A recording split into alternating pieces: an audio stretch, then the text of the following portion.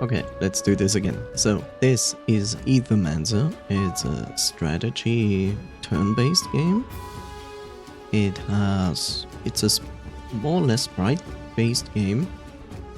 And it will be released soon? This is the moment where I'm going to click out of the game again, because full prepared for this, right? So it will be out at some point. I read it as Aftermancer. So it doesn't have an actual release date yet, but they are hard working on the game.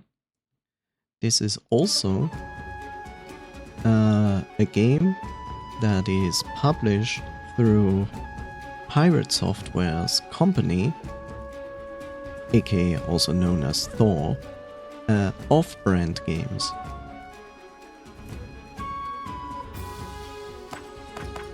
So, I was interested at least to check them out and see if I also feel interested in this game.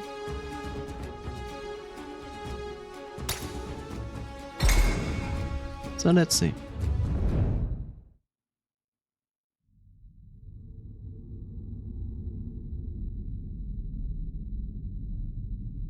For too long, you've overstepped your place. Void will cover every city of our world, standing in vigil. A fitting end, if considered. All was created now, and all shall share our fate. First, the fractured ruins, then all Terraste, then you, Mithras, Xerox. I just saw something audio-wise that I'm not okay with.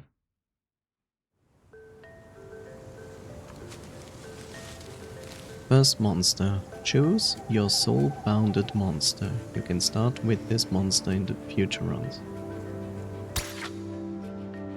It's Pokémon! Choose your starter. Aha, there's also 2 unknown starters that I guess you have to unlock. Yeah.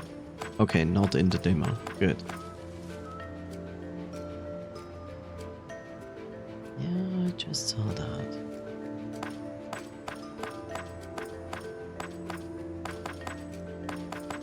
Sorry about that. Just looking at audio.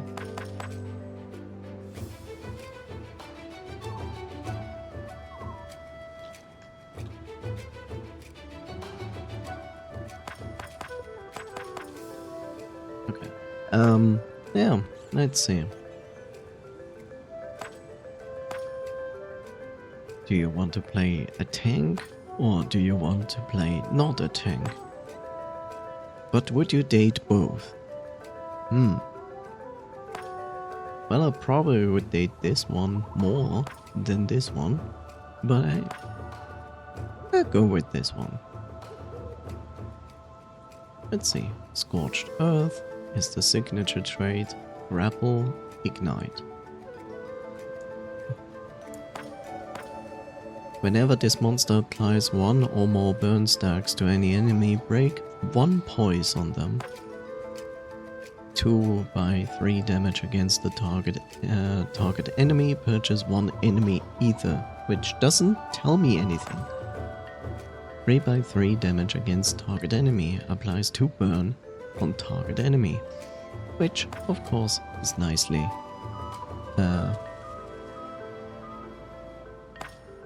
synergizing with Scorched Earth. Also 25 crit chance, which is also very nice.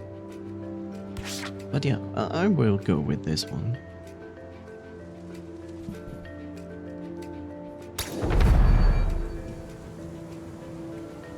Okay, that went up far more than I wanted to.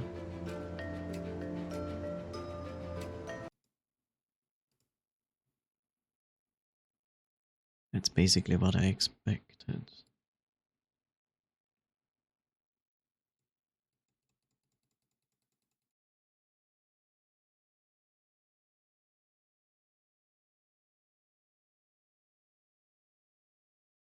Get back to that.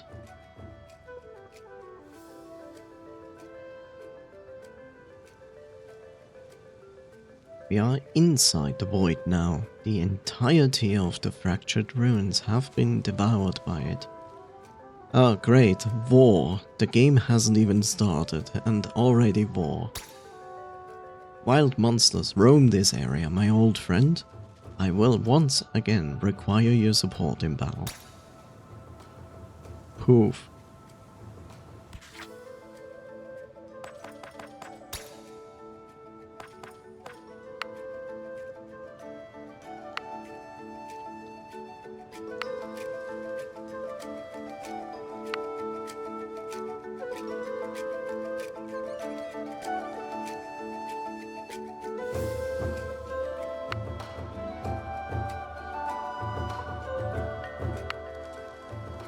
Oh boy, war! Right?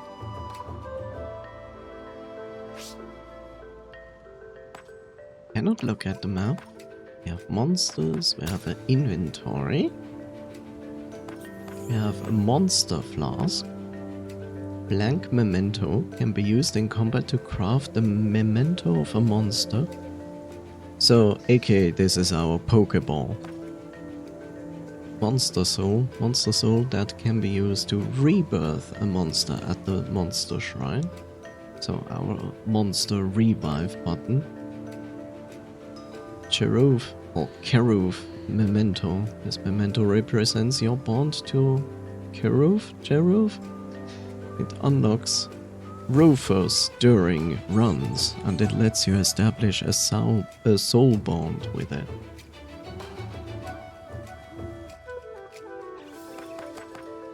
I'm going to call it Rufus. Yes, in honor to Rufus from Final Fantasy VII. Okay, so we can walk around. I kind of partially follow this game on Blue Sky. So it's pretty interesting to see the artist who is basically doing like a mix with this.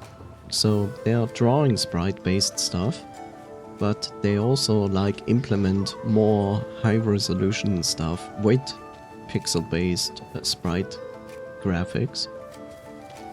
And it's interesting. And I don't mind it at all. You know, there's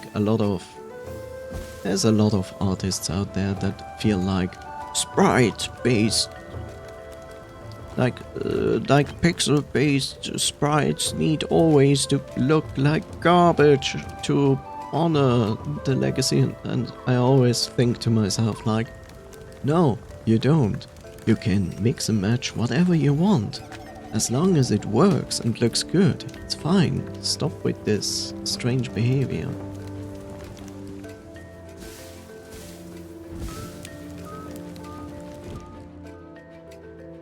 A wild monster is blocking our path. We will have to fight it. No, a level 1... whatever that is. A level 1... I run after you.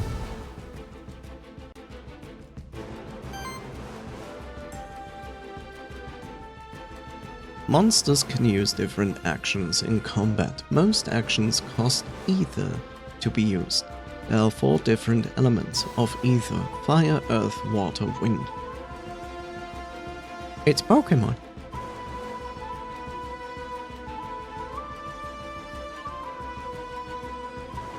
But apparently there is also a 5th element.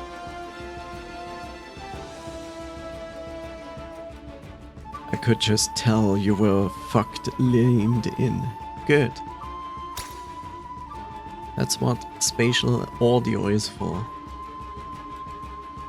You currently do not have much ether. Your only option is to use your monster's basic attack, which can always be used to generate additional ether based on your monster's elements. Oh, that's interesting. So you can only generate ether based on the element your monster is. Nice.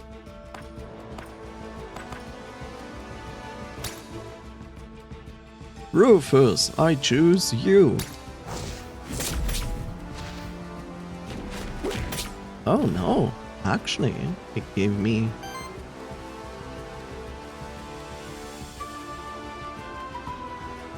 Does it generate my element and a random element? Every enemy has a poise weakness. The color of the diamond icon next to the health bar corresponds to the element that they are weak to, which is probably earth. Attack those enemies with enough hits of that element and they will be staggered. Hello there, Desti. How are you doing? Rehug. The staggered enemy skips its next action and all damage against it is increased by 50%. Try it out. You have enough ether now to stagger your enemy. Do I? Oh, so this counts as an earth element. I see.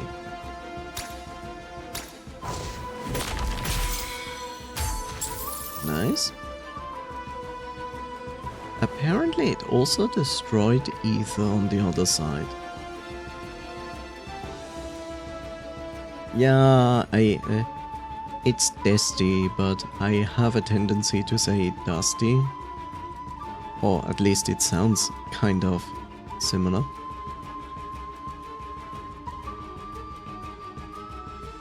The enemy monster is now staggered, which means you can use the capture action on this turn. The capture action lets you gain a monster's memento, which permanently unlocks that monster across all runs. Use the capture action on the enemy now. It's one of the Aethermancer's actions.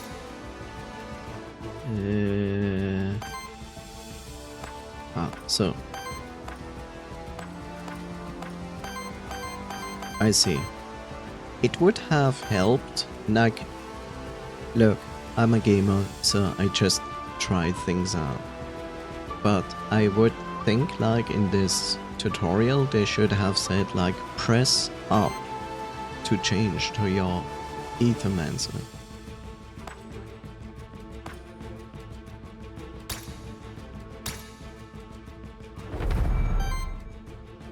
It's a Wolpertinger. Okay, and now we basically defeated, I guess?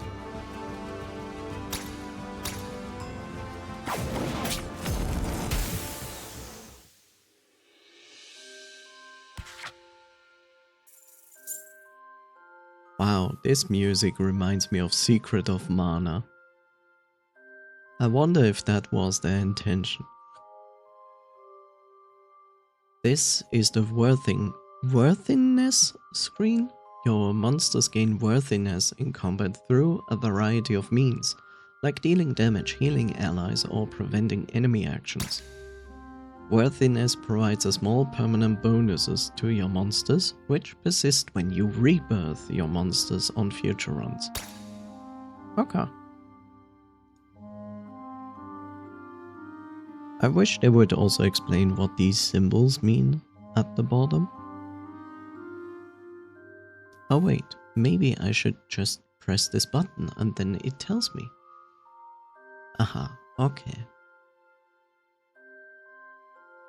Good, thank you.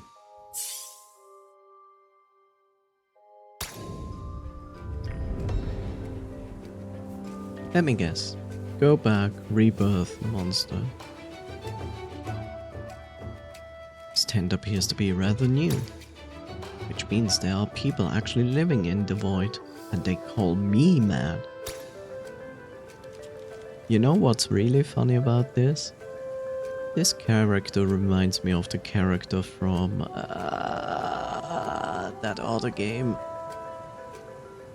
You know, whose head is basically an entire flame. Rogue hybrid game.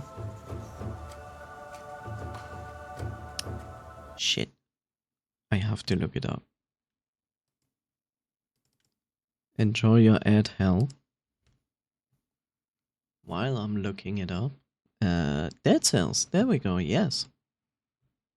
Exactly. This kind of reminds me of Dead Cells. It's not exactly the same, but I guess it's just the flame in the hood.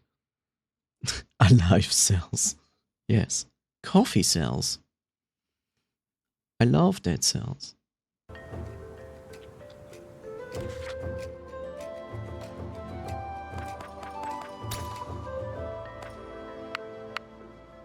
I really want to put the music more down. It's not that I dislike the music. Maybe it's just my head today that doesn't like take too much music. I wanna try it. I only know that you can get Ironclad outfit on Dead Cells, which is nice.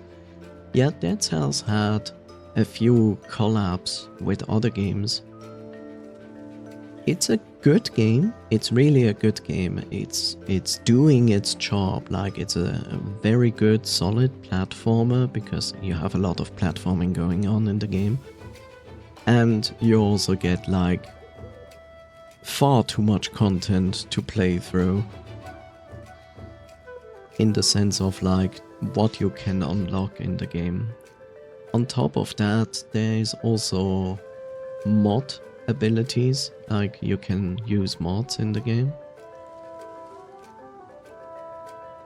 But it's also not an easy game, so just be aware of that.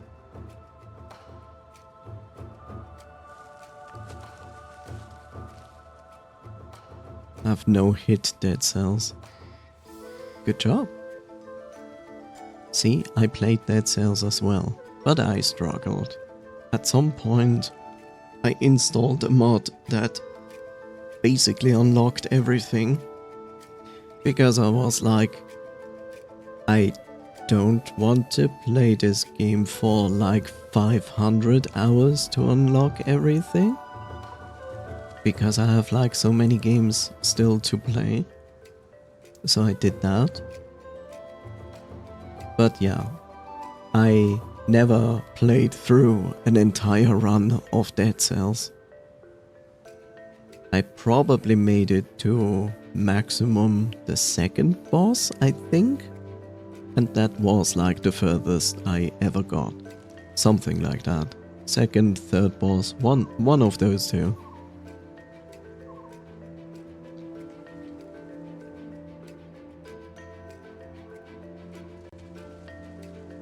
Wow, that was the shortest break ever. That felt like a minute. Welcome back for those. So interesting, you can forfeit a run from the get-go. That is actually quite nice, because in many rogue hybrid games you basically have to continue. So yeah. It's kind of strange because I would expect that we could use this now. But it says Monster Shrine, and I think this doesn't count as Monster Shrine. Loot drop. Common. You gain 25 ether crystals. You gained 5 gold. Okay.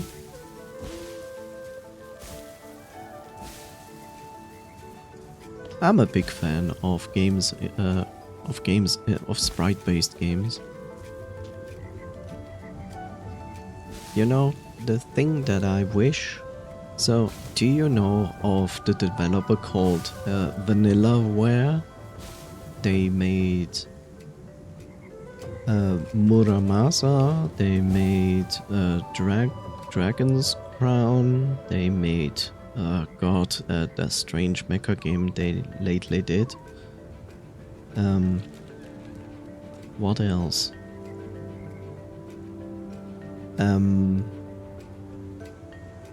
Refreshnier. Blah. Let me look it up, because VanillaWare. So VanillaWare did Vanillaware did, mostly known for, because people know those games, is basically Odin Sphere. Big fan of that game, by the way. Muramasa, the Demon Blade. Odin Sphere was a PlayStation 2 title. Muramasa, the Demon Blade was a Wii game. Then Dragon's Crown was released on PlayStation 3 and Vita. Maybe you've heard of 13 Sentinels Aegis Rim. That was on PlayStation 4. And apparently they released a game called Unicorn Overlord on Nintendo Switch, PlayStation 4, 5, and Xbox Series XS. Then they also made some remasters of those games. So Muramasa Rebirth came on the Vita. For whatever reason they did that. Then Odin Sphere, Leif Thrash, I don't know how to pronounce this. Leif Thrasier, Leif Thrasier. It's strange. Which is a PlayStation 3, 4, and Vita release. Dragon's Crown Pro, PlayStation 4. Grim Grimoire once more. If you're wondering, Grim Grimoire is a very old title from them, which was Nintendo Switch and PlayStation 4. In other words, since you don't know them,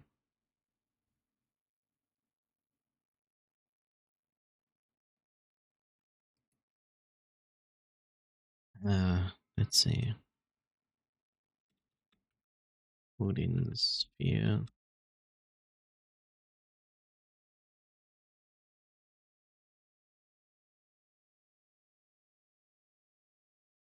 No, do I actually have my browser here?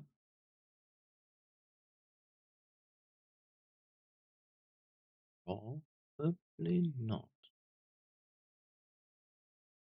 Sorry for the rip out.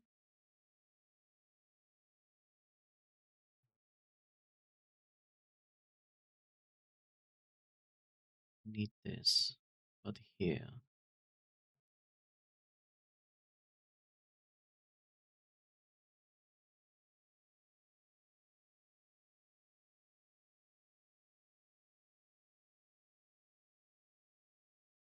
I need this, but here, but also,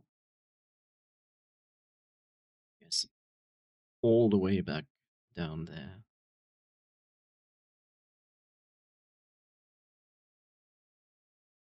Maybe? Okay, I know why it's not displaying it. Technical difficulties. There we go. So, this is Odin Sphere. You might have seen, like, this. The style you see here is a different style from the actual in-game style. Let's see. The in-game style is more like this. This is also of the original, so the resolution is garbage.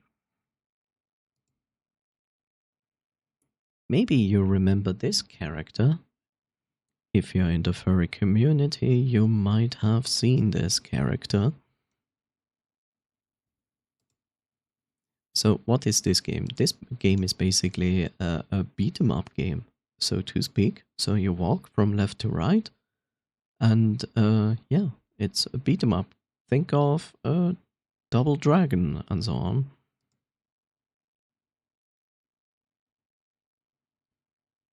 This game is a lot of fun.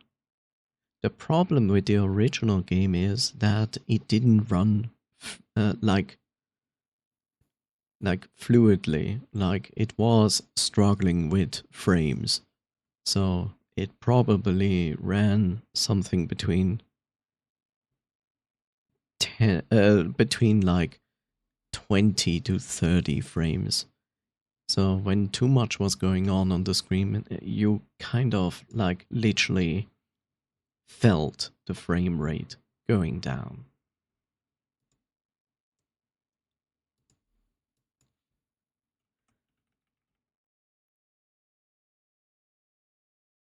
So Muramasa is also a very good game. Basically same thing, but in Japan instead. You might recognize this screen here. And yeah, this is also a very bad screenshot. This also bad screenshots, but yeah. It's a very interesting game. I really liked it. It was a lot of fun to play through. It also has very good scenes of food, and it is very stylized. Vanillaware is a company that is still like concentrating on this kind of gameplay on 2D games and sprite-based games, like a lot. They are doing a very good job of it, but to some degree you might also, you know, they have this tendency of giving female characters very big breasts. They even go like a little bit over the top with proportions on most characters. It's not just females. Like, they probably earned the most critique in Dragon's Crown.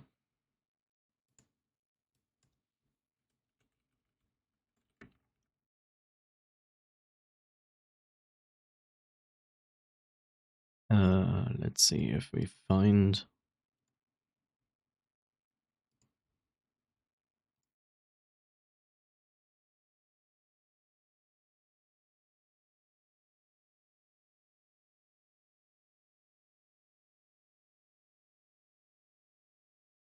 Yeah, they received like some critique because, as you can see, like, it had characters like this.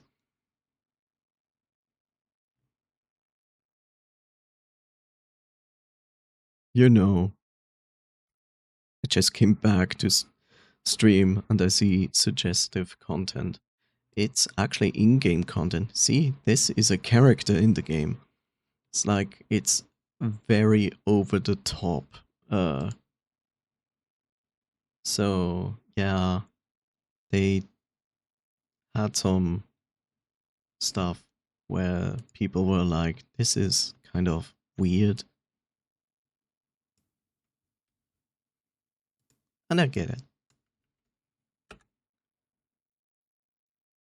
You're complaining? Yeah, are you complaining?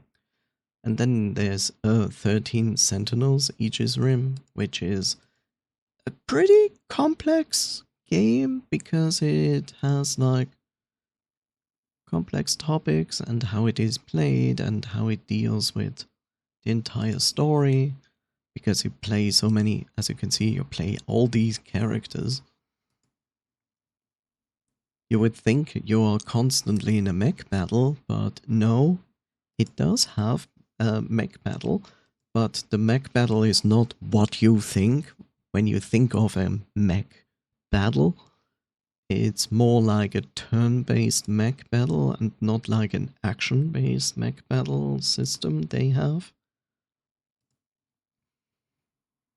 So yeah, Vanillaware is still like one of those companies that still do like 2D games. And it's a dying form, so to speak. Not completely, of course. But yeah, I just mentioned them because they take great care in animating and stuff when it comes to 2D stuff. But since I started dabbling into indie games, I have to say, like, it's great to see that indie games have not given up on sprite-based games. On the contrary. So this is good to see. Okay, let's actually continue. Ah, there's a monster shrine over there. These constructs have been created by my kind over the course of over the course of thousands of years. I can perform a monster rebirth there. We should do so. Safety in numbers.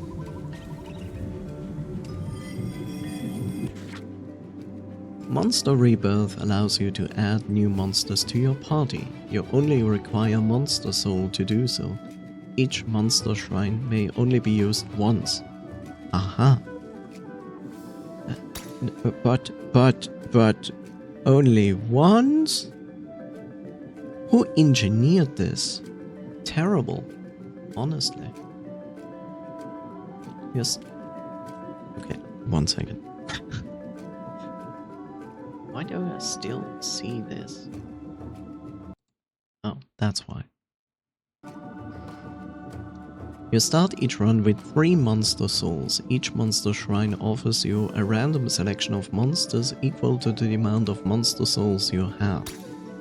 However, you also need to unlock the monsters first by capturing the mementos.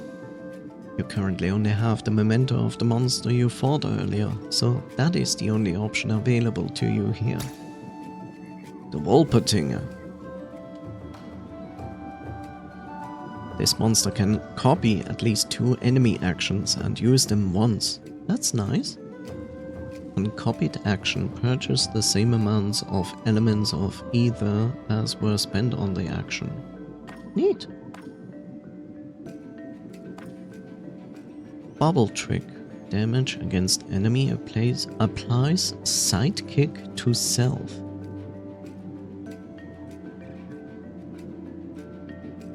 Okay.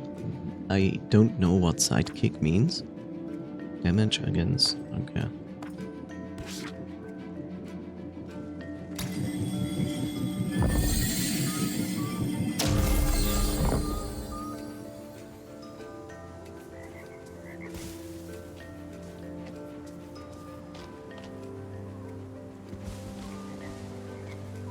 If this monster is called Cockatrice, then I will not be surprised. This time, let's initiate combat by performing a Void Blitz. This ability allows the Aethermancer to ambush the enemy, which removes 2 poise from the target enemy. This makes them easier to stagger in combat. A. Okay, that's A.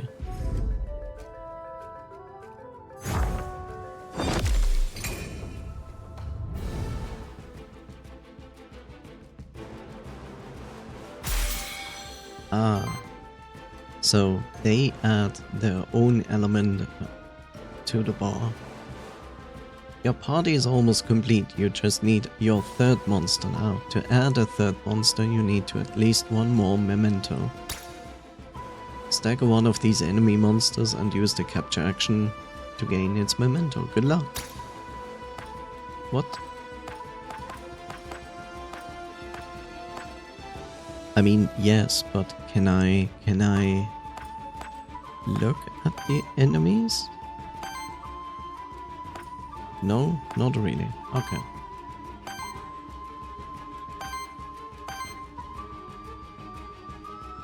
Okay, so that, not that.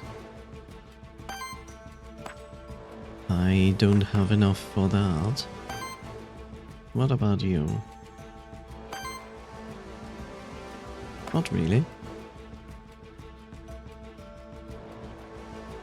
Why can I actually use this when I see that I don't have the ether for it? It's kind of strange.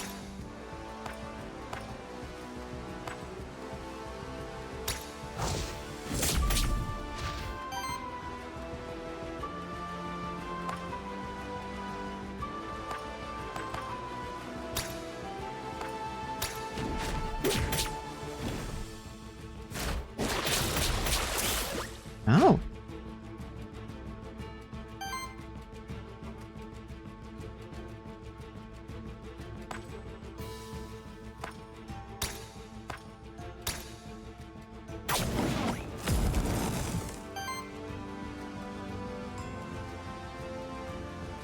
Does this already indicate that I can capture that?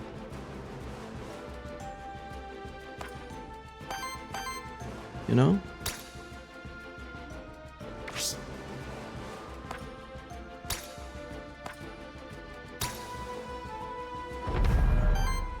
Okay, I do.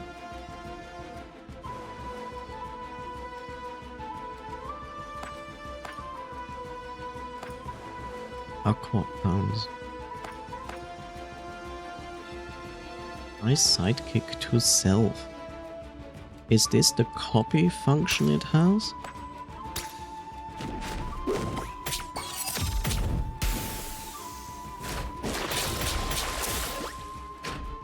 Oh.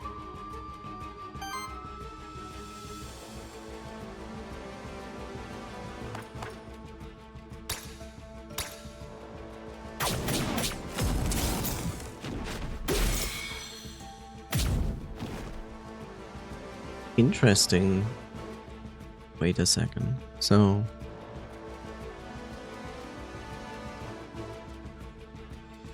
the interesting part is like, why did the Wolpertinger attack on its own? Is that what Sidekick does? In the sense it attacks an enemy and then it will attack a random enemy before its actual turn is? Maybe.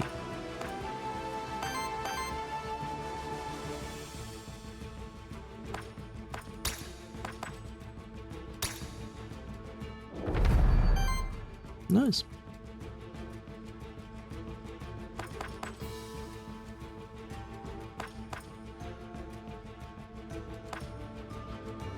I mean, it doesn't really matter what I'm doing.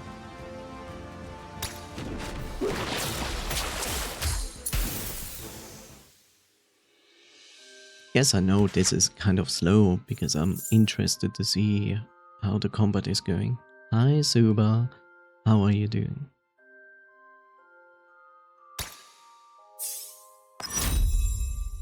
Okay. Uh-huh. And now I can choose a new trait.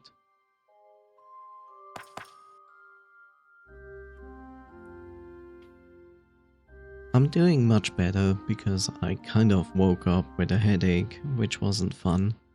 So that and the painkiller on some time took care of most of it, so I'm feeling fine now.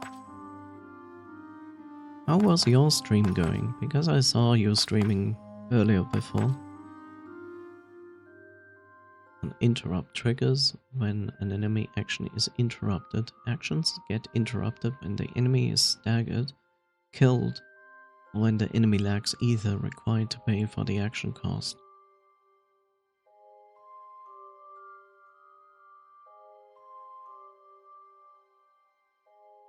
Interesting.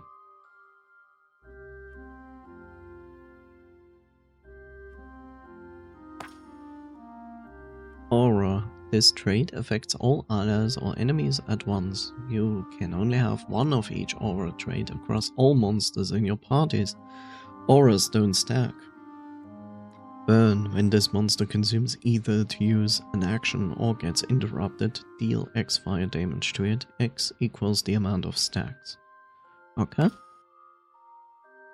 Destroys an enemy ether, prioritizes ether that the enemies need for their actions this turn.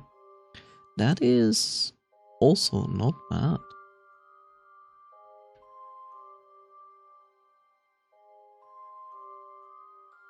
This is an auto function.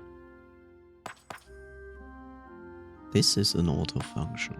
All of those are auto functions. Okay.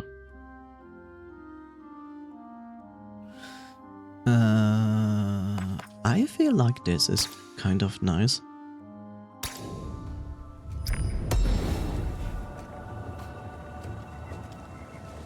You gained Blade, common equipment. Oh, so you can even give your monsters equipments. Nice. Well, more crit on hit, 15% chance. I would say when it comes to this, I see only one equipment right now, of course. But personally, I would probably like to have some stats of those creatures to see right here in this screen before I decide who is getting an equipment. I mean, in this case, it's very obvious on which you will probably put it. Very chaotic, but also very, very productive. That's good.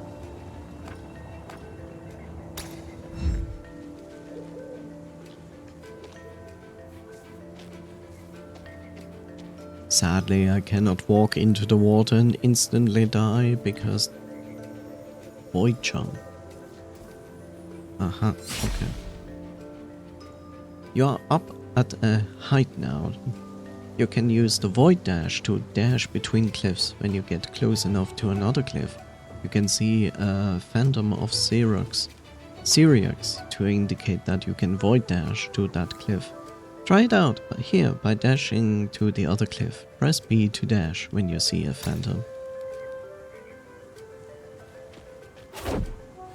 That's really nice and feels good.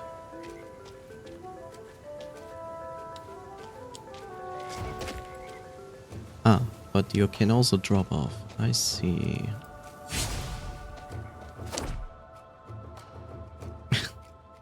We have found Slippy, but the female version of Slippy, I guess. A body made of ether and a fellowship of beautiful little monsters. You must be an Aethermancer. I hope you're here to help us out and not cause more problems. I would try my best. Who is us? Sorry, rude for me to not introduce myself. I'm Lily, resident witch of Pilgrim's Rest. You should come visit sometime. It's beautiful when there isn't a void threatening to swallow it whole. Perhaps I will. My name is Syriax. I hope that no ill fate befalls Pilgrim's Rest and its people. That's sweet of you to say. I knew it. Somebody with a band of monsters following them around can't be a bad person. That is a very strange conclusion. How about this? Meet me in Pilgrim's Rest and I will offer you my services. I'm an expert at soul bonding, you see? Soul bonding uses monster's memento to bond its soul to you, which means it's always there with you when you need it. So whenever I go into the void anew, it's there, how to English? It's there at my side if I choose it. That could be useful indeed. I choose you, Rufus. Exactly. Also, I can help you out whenever we run across each other in the void. The fact that we say that we run each other in the void, when you think about the basic principle, what we think of void, it's like it's a room that is black with nothing inside. Here, I found this blank memento. You can use it to craft a memento from a monster, right? Okay. I get coins out of stones. That makes perfect sense.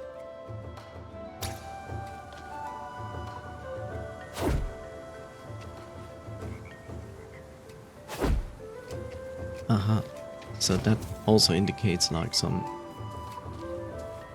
hidden secrets, I guess. Some monsters will attempt to ambush you. When you get close to them, you can press A. Okay, A is over there.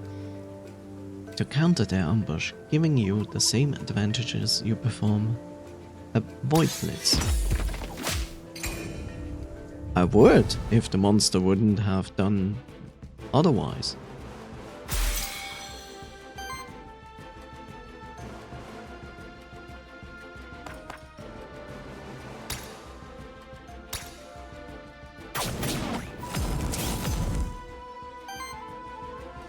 It kind of feels that some sounds are still missing.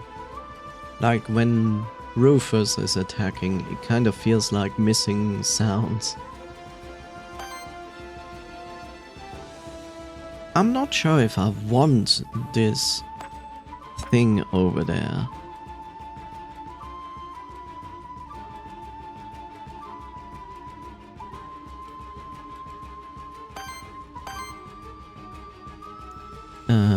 Okay.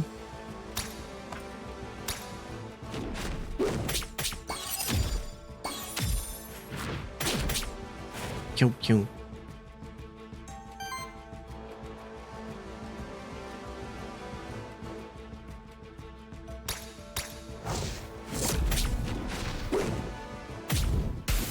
So yeah, I feel that is the idea of sidekick.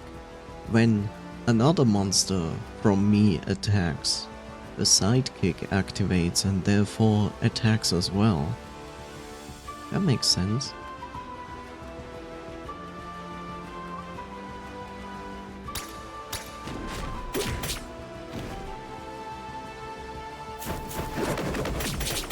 Okay, suddenly Firestorm.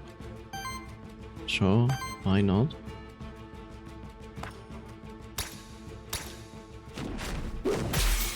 Stagger. Which is good, and now we capture this. Tatzelworm. Sure, why not?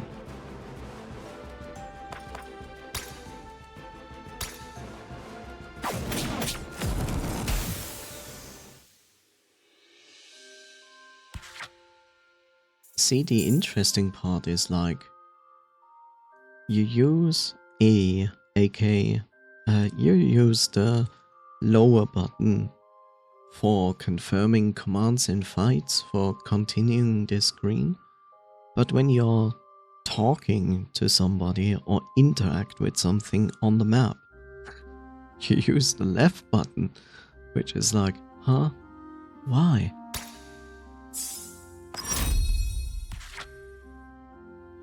Concrete deals 3 wild damage hit, trigger up at once per action. Now an ally triggers sidekick, shields both attackers for 2. That's actually not bad. Every 3 ether purged or stolen by this monster applies power to herself. No, we take this. This is a good thing. Something for defense.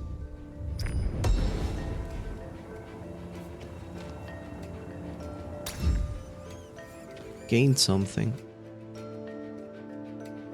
These branching paths lead deeper into the void. I can sense that each path will take me to a different zone, all part of the same biome but with different fate in store for me. aka this is the rogue hybrid mapping system as per usual. This is but the beginning of my journey towards the core of the void. And you also explained to me which symbol means which. This is battle, this is pretty much clear. But I don't know, this means, I guess this is a monster shrine. I'm not sure what this is, but I guess this is a resting place?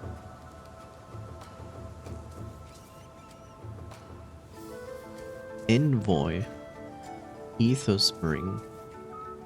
Night. Let's go here first.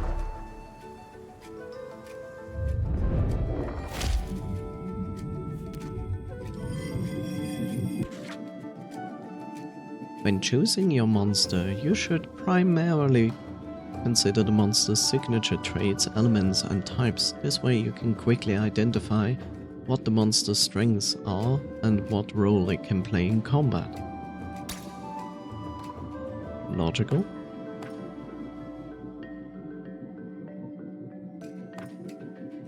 Hot temper. Let's just look at you first. Retaliate. Applies 1 temporary power to self every 10 times. This trigger traits. Applies 5 burn to each enemy.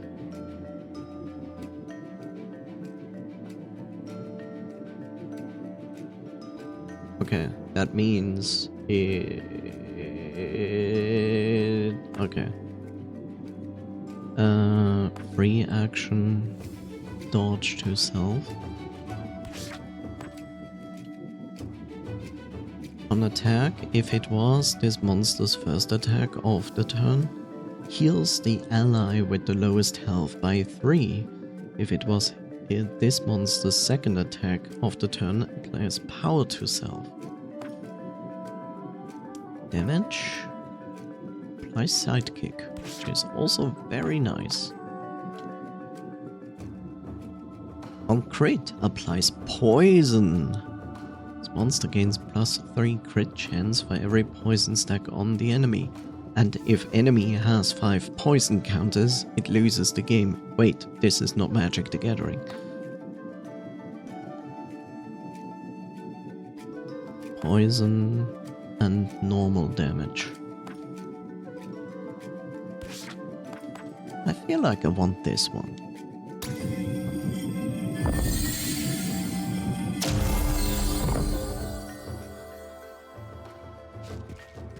Bravo.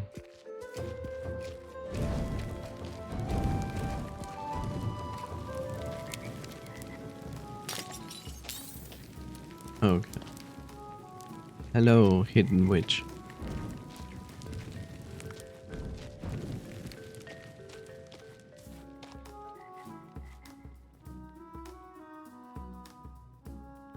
Do my eyes deceive me? Another Aethermancer here inside the void.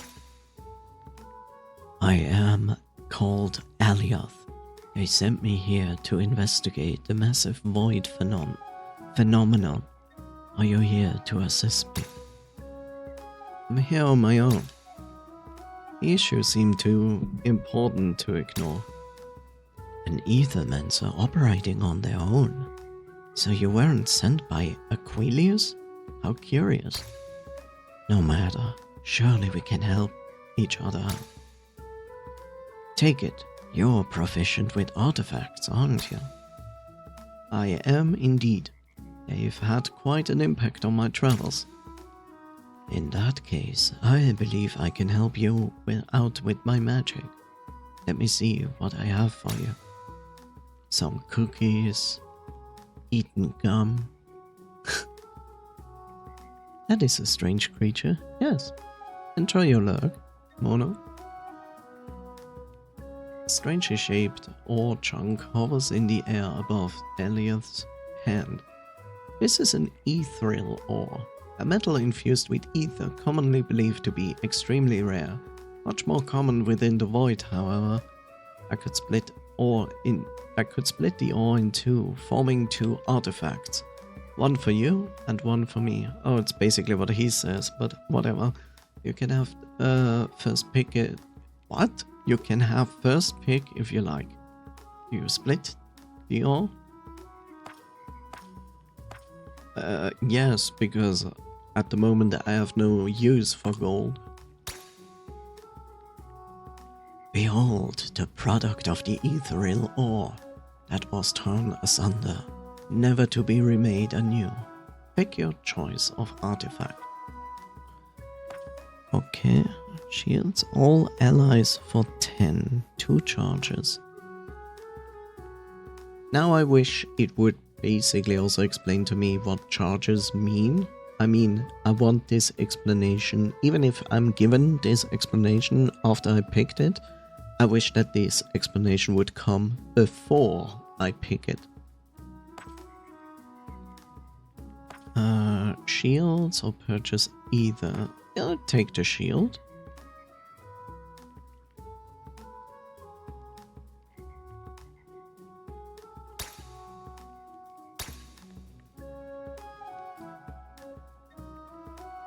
We'll just rest here for a while before I continue my treacherous expedition. Okay, bro. We have now a map. You can use the map to teleport to any points of interest you discovered in this zone. That's good, I like that.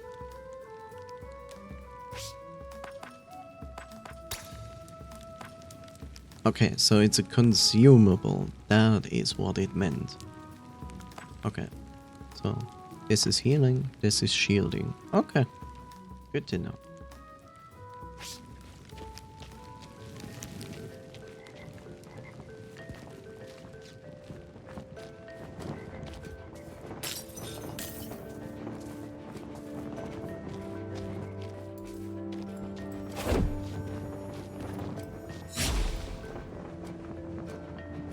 You are back up at height now. If you perform a Void Blitz from a height on an enemy that is on the ground, it will lose 3 poise instead of 2. Nice.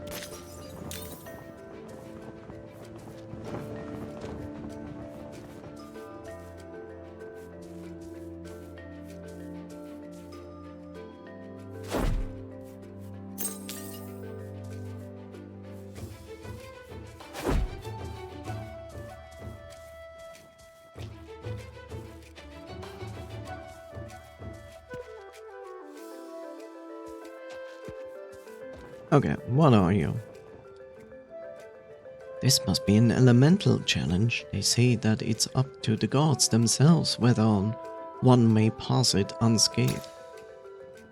You may send in one of the earth monsters in your party to take on the Earth Elemental Challenge. They have a 50% chance to succeed, and they may retry until they succeed the challenge. On success, the monster gains 1 XP and 100 worthiness. On failure, the monster is afflicted with 3 corruption. I mean, it's a demo, so at least we have to try it out once. Rufus attempts to brace the challenge. Rufus failed. That bitch.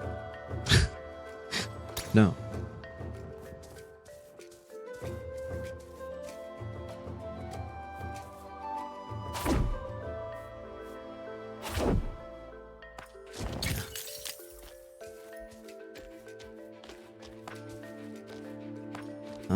Monsters.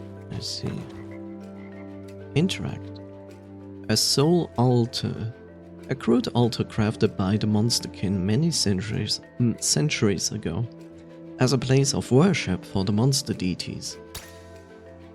A sacrifice is required for those who wish to use the soul altar's power. Should you accept, one of your spare monster souls will be released to the void. You may then choose a temporary boon that will aid your monsters in the next 2 battles. You will be offered a selection of boons based on the types of monsters. The soul altar may be used multiple times, but only one of its boon may be active at once. Okay.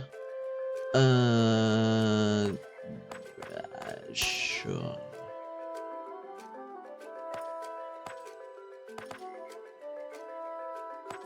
Do I even choose which one I'm going to?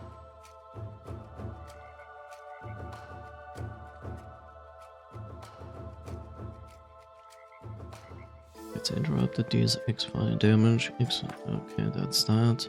And let's gain more crit. Start of combat applies 2 sidekicks to all allies. Sure. Yeah.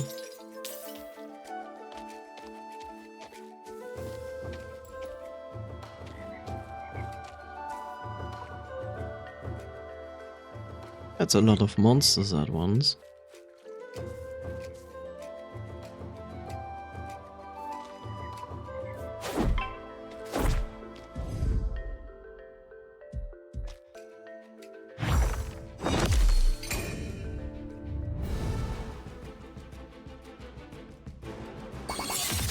Hey, Angie. Your monsters don't have to fight alone. The Aethermancer can also use certain actions in combat, such as artifacts. I know. Artifacts are special items that you can use in combat. Each artifact has a certain number of charges, which are refreshed whenever you get a rest site. You don't have to worry about losing them when you use them. Ah, that is good to know. See, this specific information, I would have loved to see before I chose an artifact with the other Aethermancer. I'm just dropping by for a sec before I go crafting with my brother. No problem, enjoy. Thank you for lurking. Yes.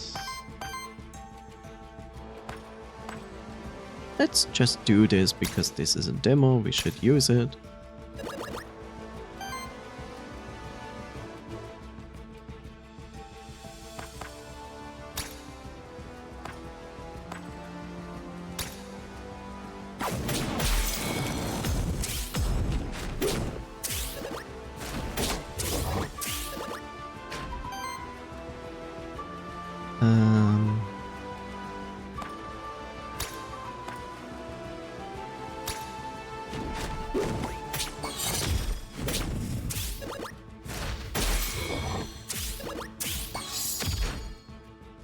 Really like this so far. Like, here's the thing. I played a little bit of Pokémon, but I never got into Pokémon games. But this, on the other hand, this is far more interesting.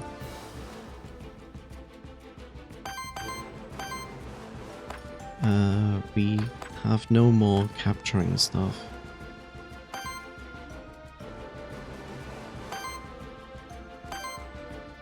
So right now we have basically only one fire. But this needs 3, okay.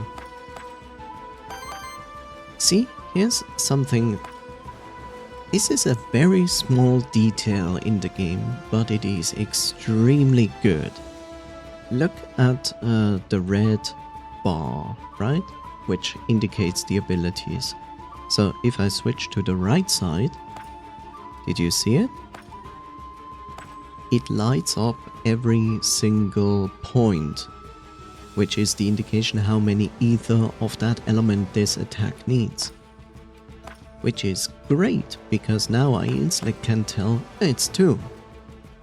You know, in case of this, when I looked at it, I thought like, oh, potentially 1 red, but no, it was 3. Sure, you have the bigger indication where I'm basically covering everything. So behind me, just over my shoulder, it has 3 ether, fire ether indication for the cost. But that you're not dependent on seeing this because you see this is really good. It's really a small detail, but it makes a big difference.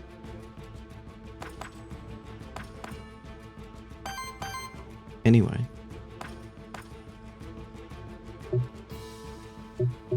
I can't do anything?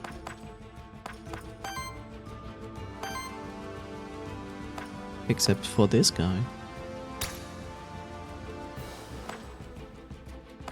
You know what? Let's do this.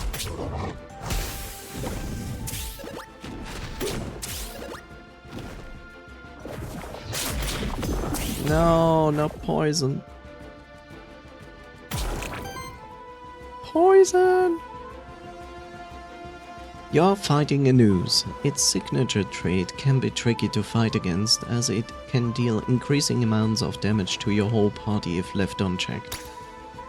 You can inspect your enemy's signature trait by pressing X. To use the inspect feature in the combat.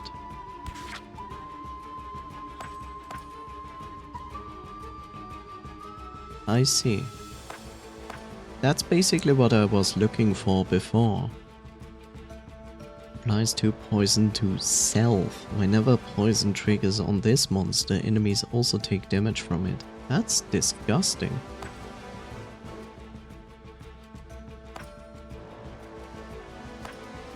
Wow, this monster is disgusting. This one you want in your party. But you don't want to fight it.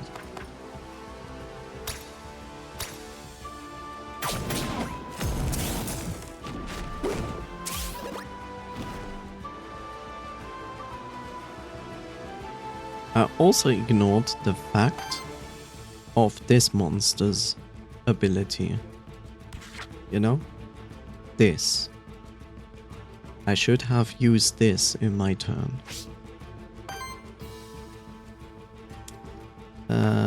Let's use this.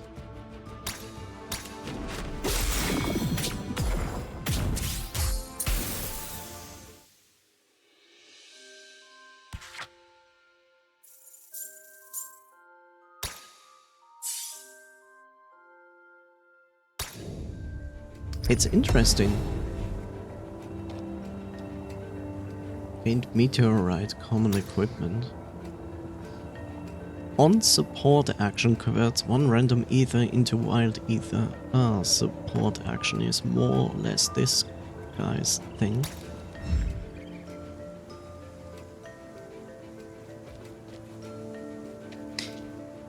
So the worthiness which levels up the monster is an interesting system they have chosen. In the sense of like, you need to win one fight to get an upgrade. Now you need 2 fights. 3, 4, 5, 6, 7. It's interesting because it allows an easier balancing in the game because it's so simplified. It's not behind like dynamic XP rates. It's absolutely fixed. Which is also good because, I mean, this is like you go through maps in a rogue hybrid game, so it's smart. That's smart.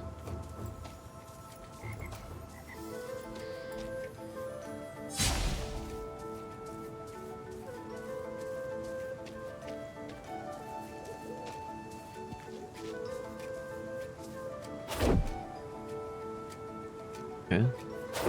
Ah. That's why. Do we get here? Something. Okay.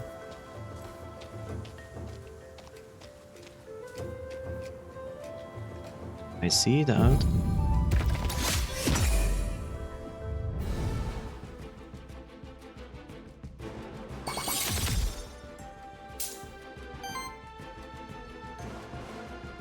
So it's something that I'm interested. What are you actually? 1 regeneration to self. Whenever regeneration triggers on this monster, applies regeneration to each other ally, then triggers regeneration on them. Applies weakness, regeneration, weakness, regeneration. I like how I encounter enemies where I say like, this is disgusting to fight, but at the same time I'm like, this is amazing if you have it in your team.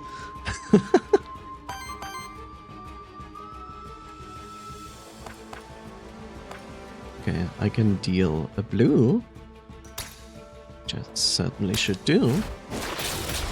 And this also triggers healing, which is good.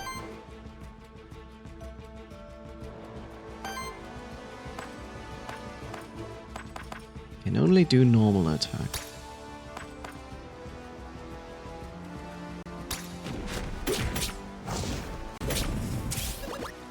Try your luck.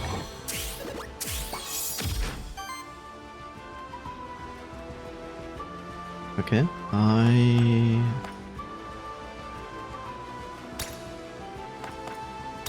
want this gone. We don't need a healer on the enemy team. That is nothing we want.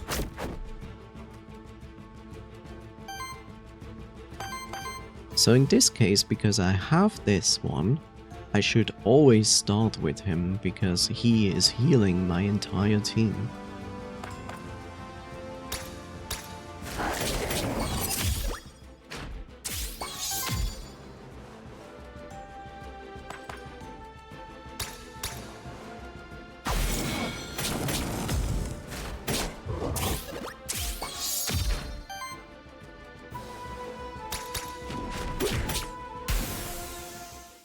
I really like this. I really like how they pull off the fighting in here. Okay. Let's see. Default damage against target enemy. Purchase to enemy ether if target has burn. Otherwise, apply burn. Damage against target enemy and more crit. Steals 1 enemy ether and gives you a free action. Okay. Huh.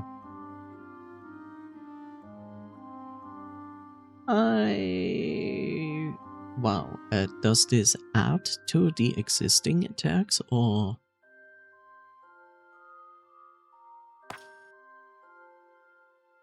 is this replacing one? Apparently it adds. At the end of your turn, deals a water hit to all enemies. Damage equals 1 for every 5 healing received by allies this round. Damage equals 1 for every 5 healing received by allies this round. This is an interesting choice as a trait, because when you think about it, this character is currently my only healer in my team. But of course, if you have like another character that is specifically a healer, then this can be very useful. Aura sidekicks attacks from allies deal. That's also very strong.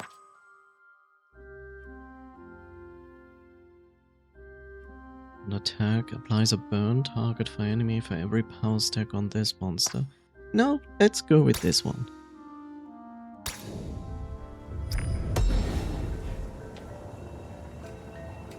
Crystal and gold, okay. More enemies there. Void. Here's the thing. I'm not sure if the last one was also done pressing A or not. I'm going now. Have a great rest of your day. Thank you, Abitsun, for dropping in. You too. Enjoy your weekend.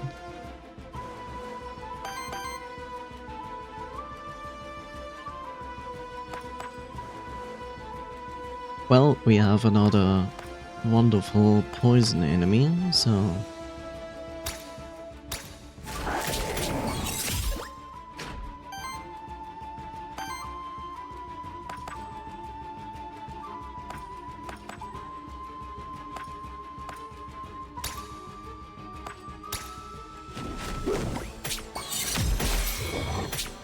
So stagger, good. Basically what we want.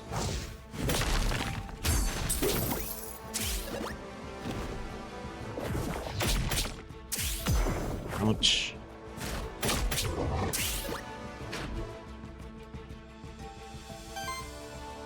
Beware, at least one of your enemies is going to reset its poise this turn as part of the reset action.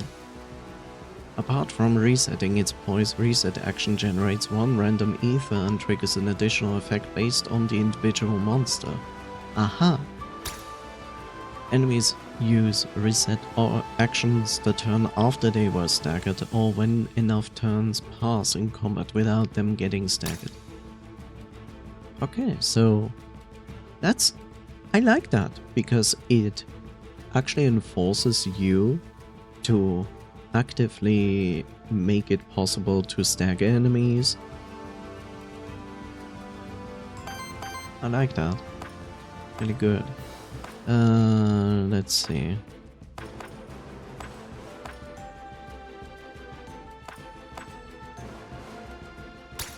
Let's do that, because we need to get rid of that one. Let's do... Apparently, why is it telling me here it goes to 0? Hi, Chev. We're going to wait.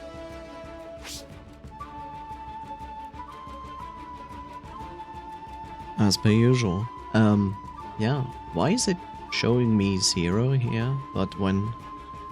Oh, because basic attack? No, it also shows me when I do this.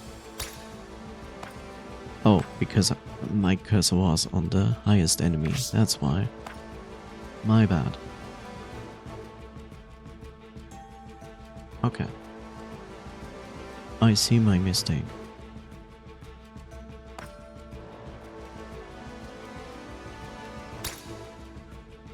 this is what we are going to do after the break.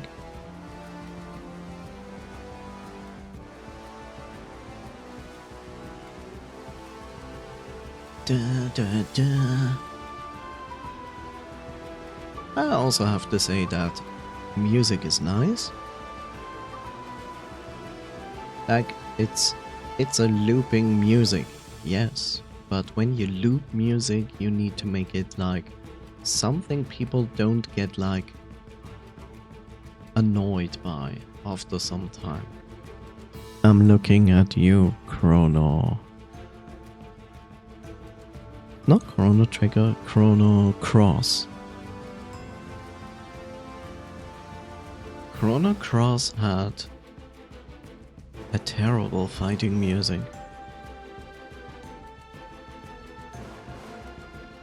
Also, you heard that fighting music like 97% of the game. Like, ugh.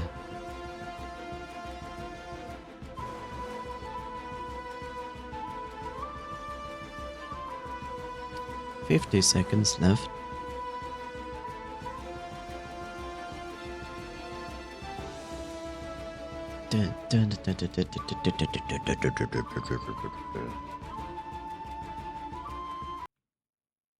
Whoops, I'm sorry.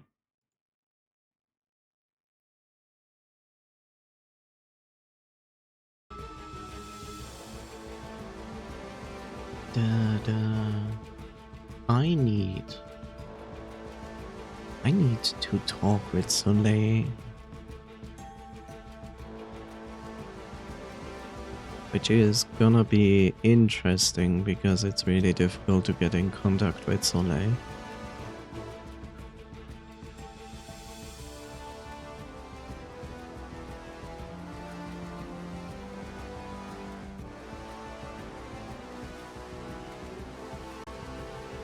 Welcome back, champ.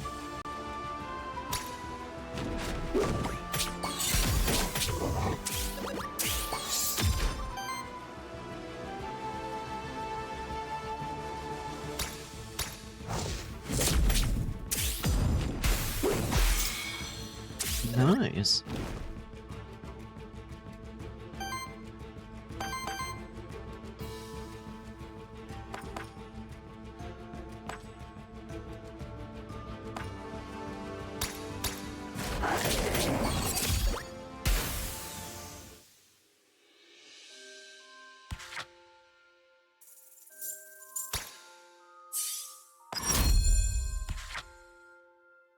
Okay, let's see. Explosive burst, damage, critical hits, purchase one enemy ether. With crit additionally deals 1x6 damage to the enemy with the lowest health that didn't receive additional damage this way yet. So it is limited. Cleanses 2 debuffs from allies, applies 2 sidekick to self. I'll happily take that, since I have nothing against debuffs so far. Tome. On single target attack, 75% apply weakness at the end of combat, cleanses 2 corruption from self. That's pretty nice. I'll give that to the doggy.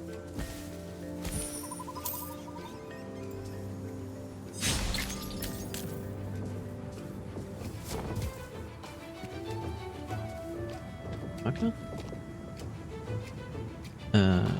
What is this? You have found the end of this zone. You might want to use the map to check if there's any undiscovered spots left in the zone. You can also use the map to teleport to any points of interest you discovered. You can open the map. I can open the map.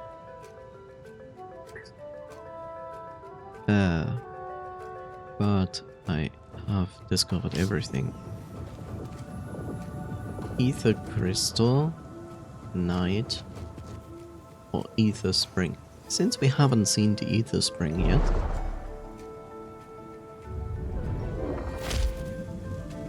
I thought it's an Ether Spring, not another monster altar.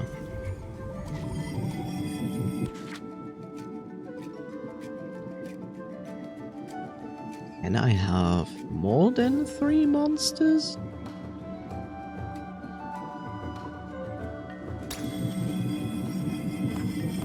Ah, no, I can't. Okay, I skipped this. Oh, so it is both, apparently.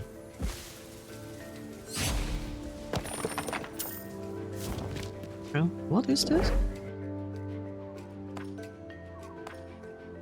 Equipment from random loot drops have a 35% chance to have a higher tier. Lasts until the end of the run. At the end of each combat, gain 2 extra gold. Oh no, this is such a difficult... No, it's not. It's not a difficult choice.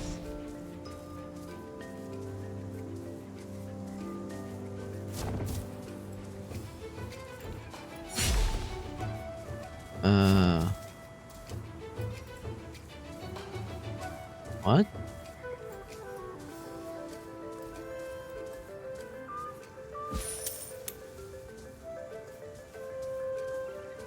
Huh? I'm confused. It gives me the symbol of interacting and doesn't let me interact with it.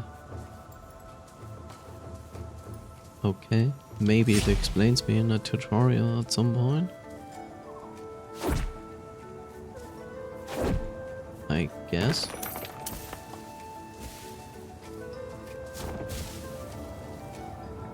A blank memento. Nice.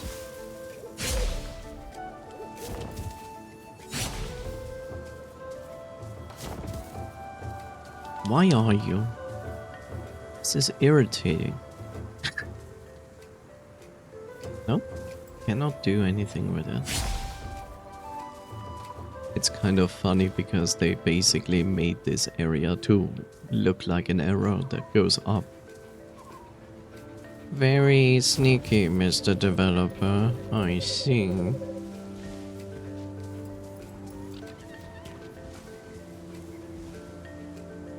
Oh look. Dragons.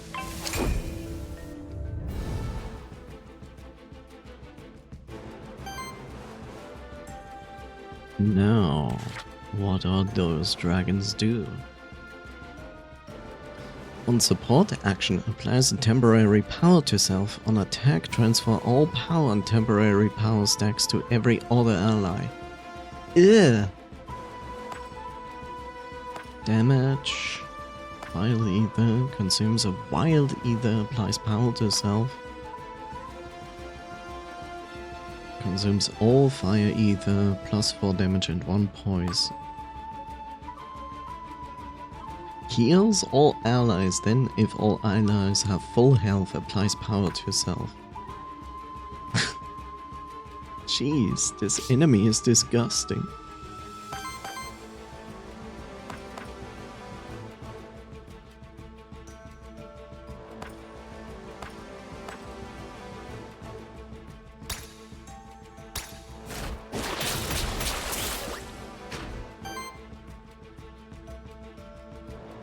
Okay.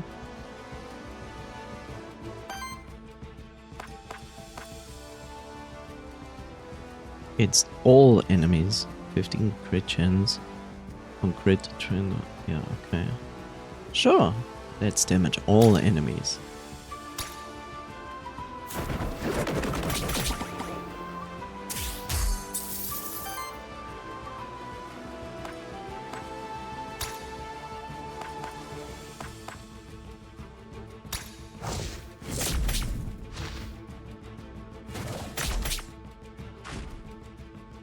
Whenever your monster take a certain amount of direct damage from an enemy actions without being protected by shield, they take Corruption. Corruption lowers their starting health in each following combat. Try to avoid Corruption if possible. In other words, it's Curse from Dark Souls.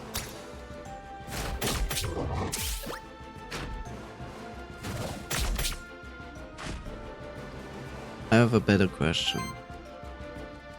Where do you display corruption? I guess it's this bar on my health bar that is building up. It's barely visible, but it's there.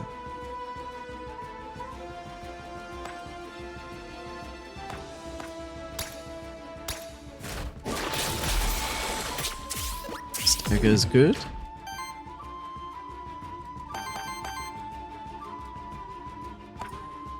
We are going to capture this one.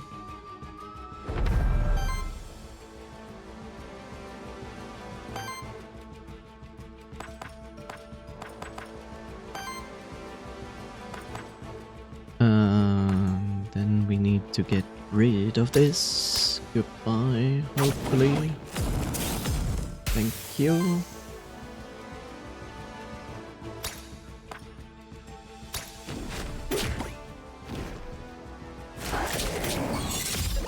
Ow.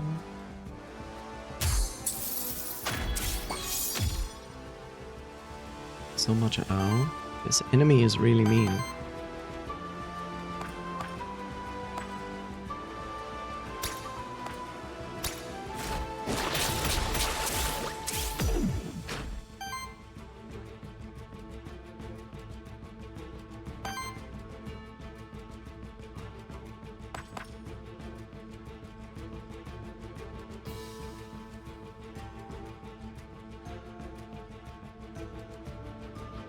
Interesting, that is... I'll take it.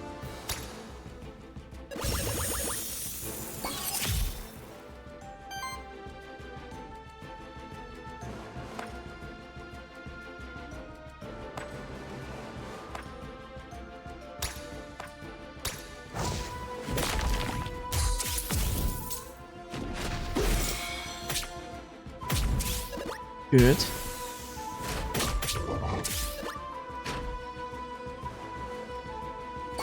Oh no, it's doing it's a woo. I guess what I probably would prefer is that I'm able to rearrange where each monster is sitting. Like, not necessarily in combat, but outside of combat at least. Because like, this character is basically something I want to use as the first one in most situations because of his ability to heal my characters. So, but the game always starts with this character. So, I guess that is something that I would love to see. Green, huh?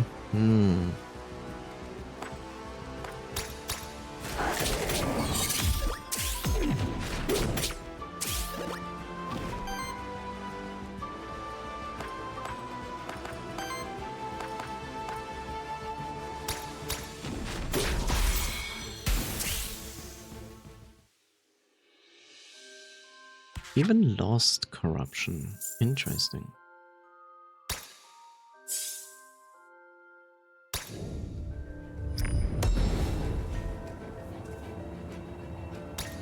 A belt. On interrupt. 75% chance to apply power to self. Okay.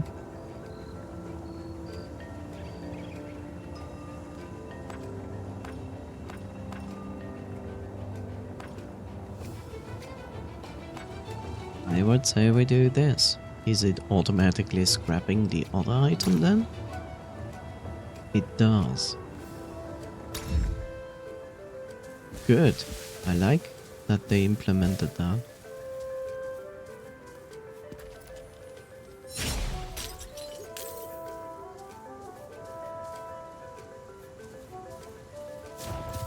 More enemies.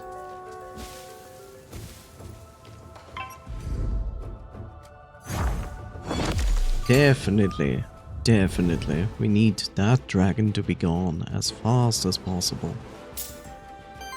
It's not even a dragon, it's a drake. It's actually a wormling. Okay, instantly staggered. Very important.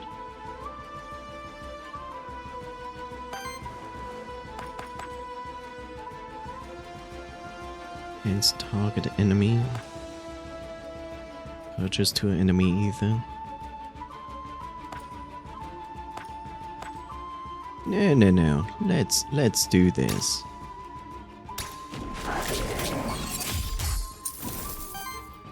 This has also weakness on, so very important. Okay, that's good.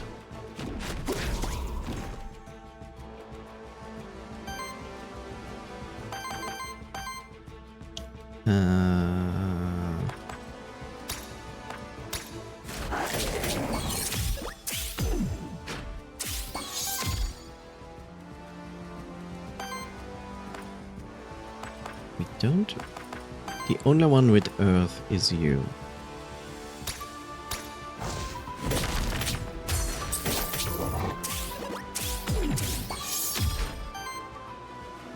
This becomes really interesting with all the possibilities of combinations and equipment and so on. Really nice. Yes, we need to heal desperately.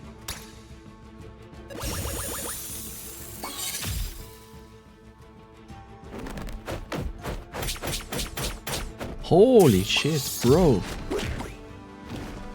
How much damage are you pushing here?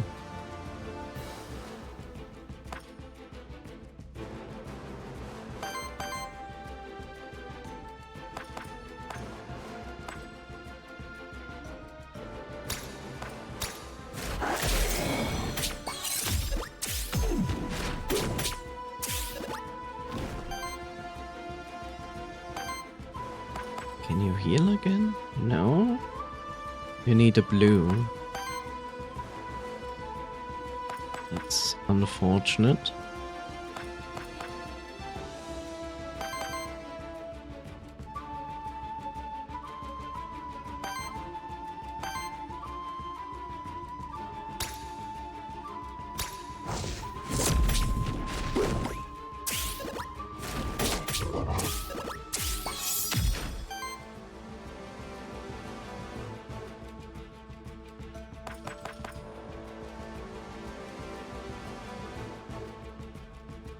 Which is either... What is this?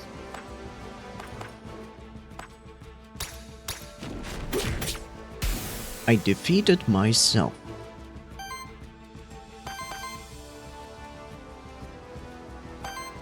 You know, I think I have to start with this because we really need a heal.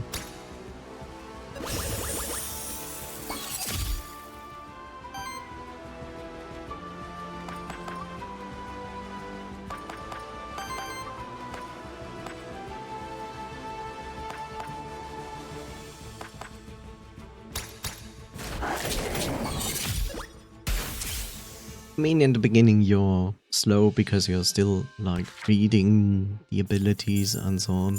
The more you play, you get what the abilities are and you don't really need to read it. You just do. A new action. Okay. Apply sidekick to self, reactivates target ally. Grants another turn to a monster that already spent its turn. That's pretty nice, but considering that you are usually going first, it's not that it's not that good, sadly. Against target enemy applies sidekick to self, on interrupt applies power to all allies. That's pretty harsh. Interrupt applies power to self. It's okay sometimes to have like a big hit thing. So let's go with this. Why not? Hexing Harp. What is Hexing Harp? Purchase 2 enemy ether. Okay.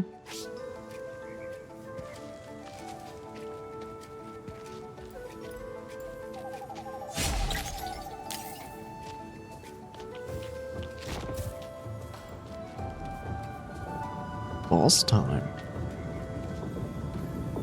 Loot drop, epic. Merchant. Or witch.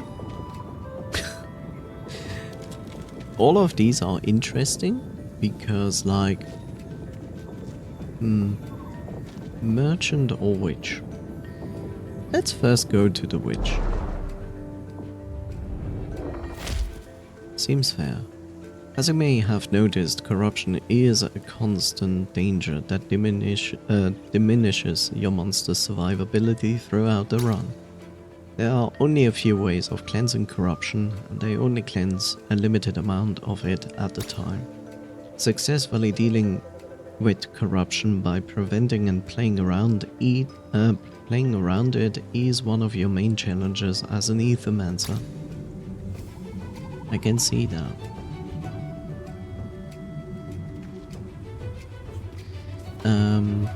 Let's see, what do I have here?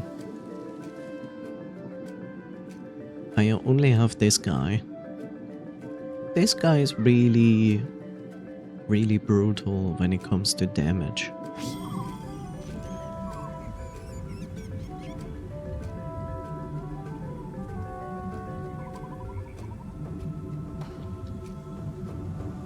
You know what? Let's just try it.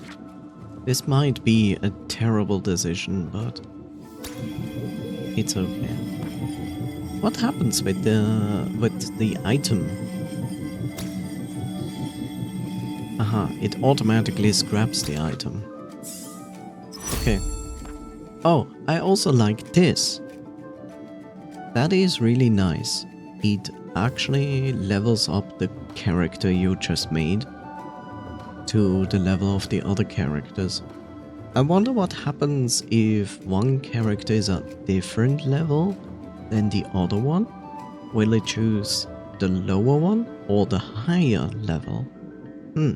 That would be interesting to know instead of figuring it out. A trait, okay. For every 100 healing of your allies, applies 2 power to each ally. On every 4 attacks, applies power to self. For every 7 ether consumed by allies, generates a wild ether.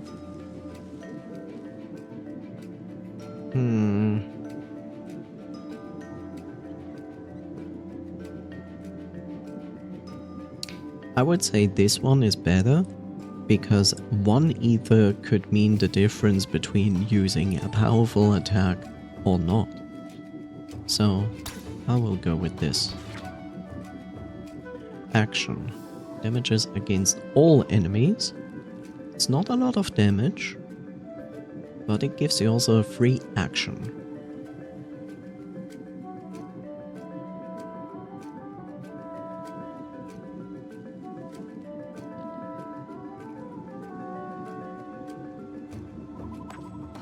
Consumes 1 power on target ally as an additional cost. Generates wild ether free action. Applies 2 temporary power to self and free action.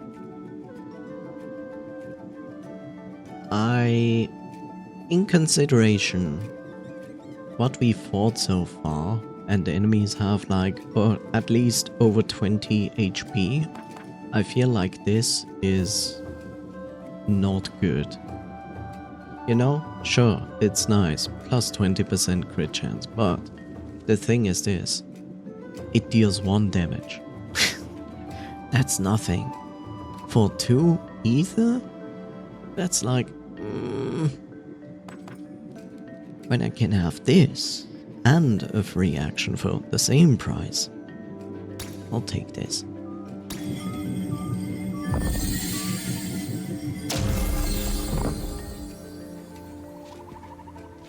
Chunky worm acquired.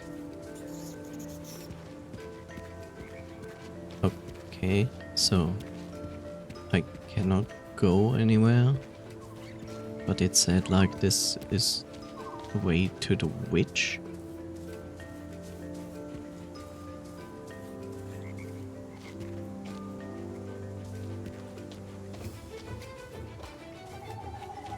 Oh, there she is.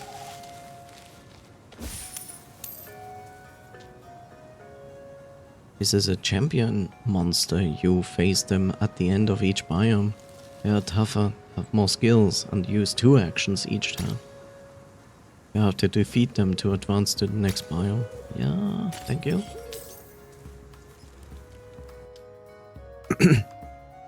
Nice to meet you again, Sirius. Likewise. I hope the blank memento I gave you helped you out. I don't think I will find any more soon, though. But aside from that, I'll always help you out with my potions and crystals to guide your monsters by refocusing their talents.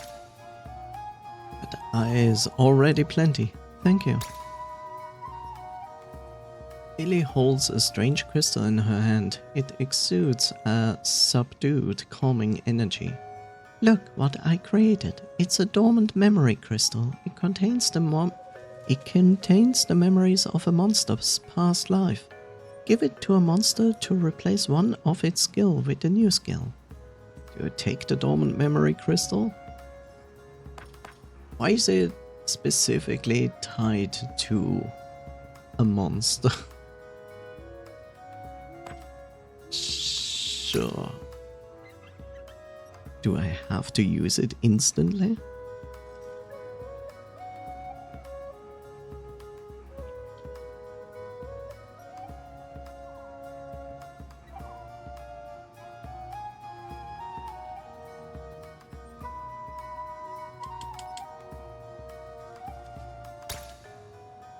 I hope this will help you.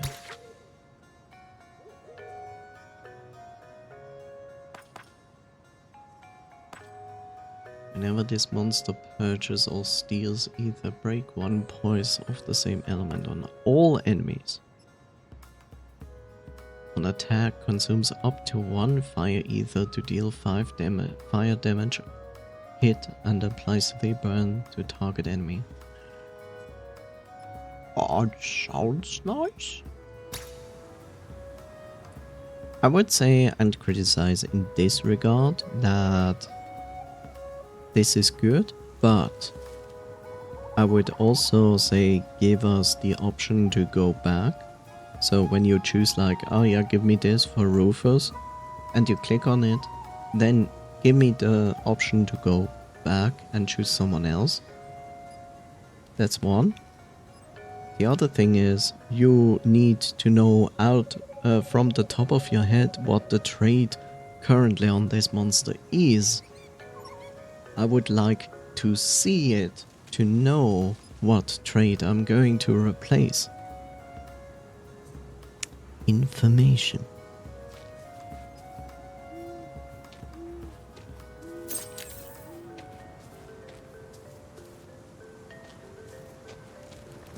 You say I have to defeat it, but I just passed it.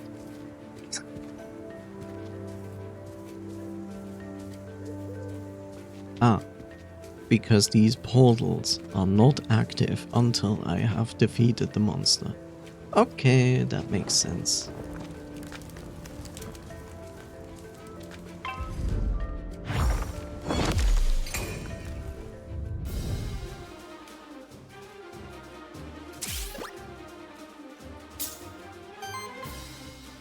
While most enemies have a simple poise weakness corresponding to one of 4 elements, some enemies have special poise weakness. Oh look, the boss is special. This champion monster isn't weak to any of the 4 elements, instead it simply needs to be hit with a great amount of hits to be staggered, regardless of element. Oh, this monster's Dark Souls. Also, since it's a champion monster, it only loses 1 of its action when it's staggered. Okay. Yeah, they said that these bosses, basically can attack twice per round, which is scary as hell.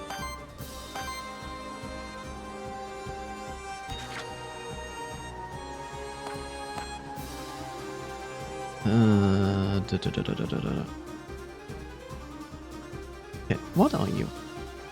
For every 5 ether purged, ether stolen, or weakness applied by the party, applies power to yourself. Oh great. Single target attack from any ally. If the enemy has less than 2 weaknesses, applies 1 weakness to them. On single target attack from any ally. If the enemy has less than 2 weaknesses, applies 1 weakness to them. Why does the boss have this? I mean, I could misread this, but as I read it, it says that because it says any ally, but this monster currently has no allies, but it could indicate that it can call for allies, because otherwise this hex is not going to trigger, because any ally means anyone except itself. That is what I read. Maybe it doesn't mean that, maybe it means the entire team, including the one who has the aura, but that is what the text is not telling me. I don't know, we will see. Okay. Purchase 1 enemy ether. Target enemy, damage against target enemy, deals 7 damage hit to self. Purchase 2 enemy ether. Shield self. Applies redirect to self.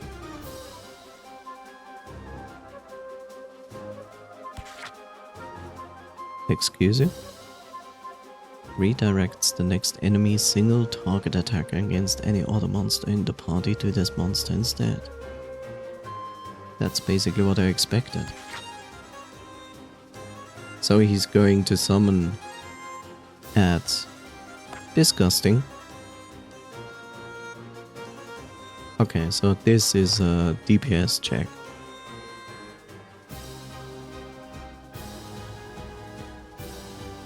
This is definitely a DPS check. Yeah. The moment he puts this up, I wonder how you...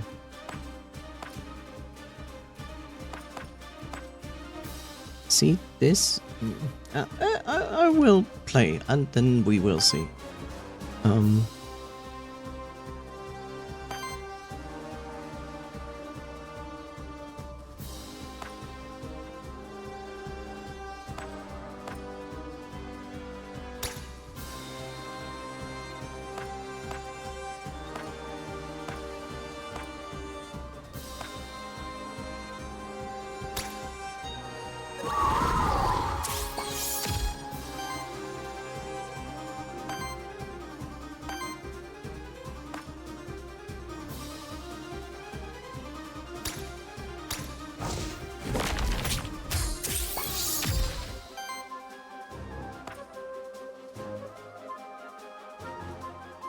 Six, and that is 4. But this one generates ether.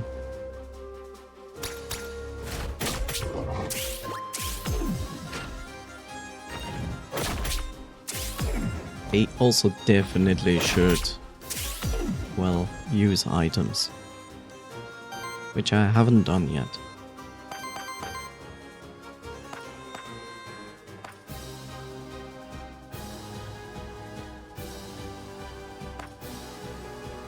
I'm not sure if I should do this yet, but let's do this.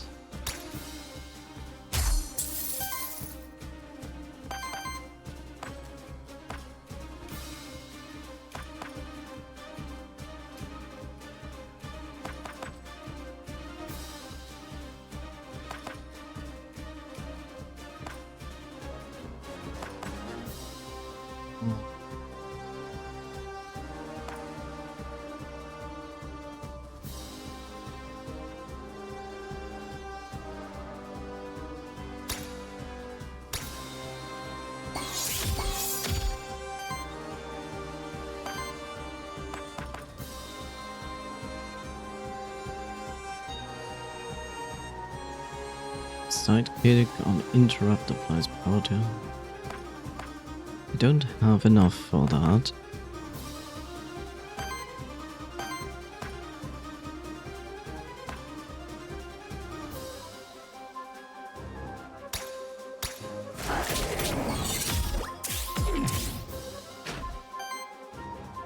I need you to do this because I need ether. Good. Staggered. Very good. That's 12 damage. That's 18 damage. I mean, sure, this is 18 damage. And this is 12. But this also will generate good ether. It's a roly-poly worm. Okay. Right, he still has an action even when stunned. I forgot about that.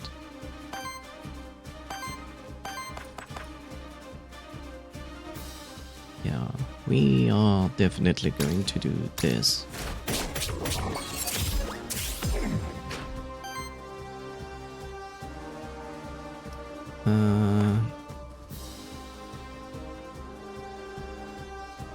Sure.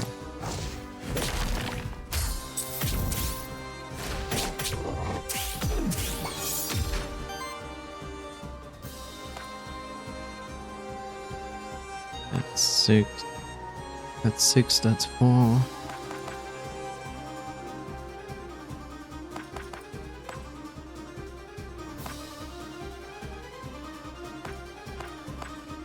Okay, I will all in all, I will not really deal much damage.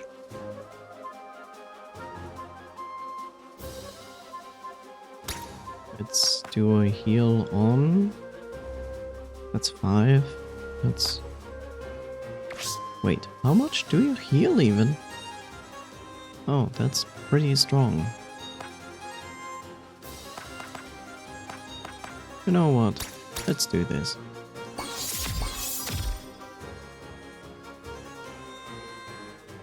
Right, and I get an additional action. I forgot.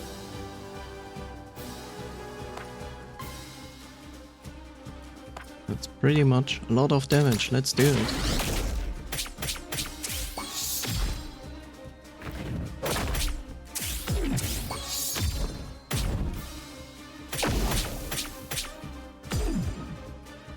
That's disgusting. That is very disgusting.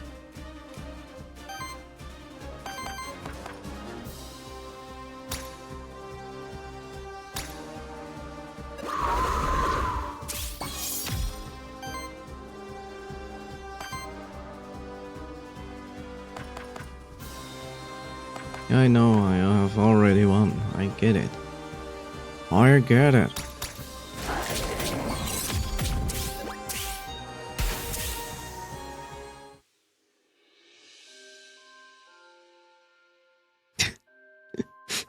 You know, it's like, and here's a boss. You won. Congratulations. Here, take 10 gold. Fuck off.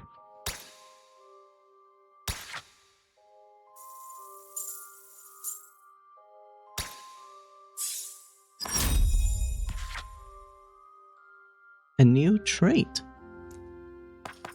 Nice. Whenever an enemy gets attacked for the second time in the same turn, triggers burn on them. This monster consumes either to use an action or gets interrupted, deals X fire damage X equals an amount of stacks. Okay.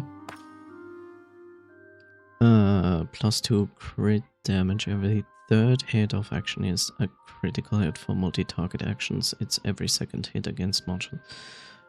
Okay. But this is an unlimited stack, I guess. Yeah. Every 3 fire ether consumed by allies applies burn to all enemies. I'll take that.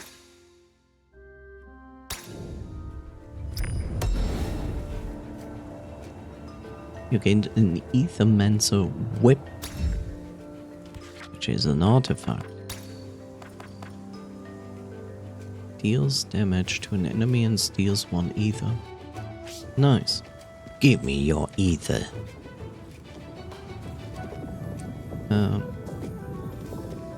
Oh, it gives me only this way. Okay. You have entered the rest site. This is a safe place in between the dangerous biomes of the void. Safe place, just like my channel. Nice.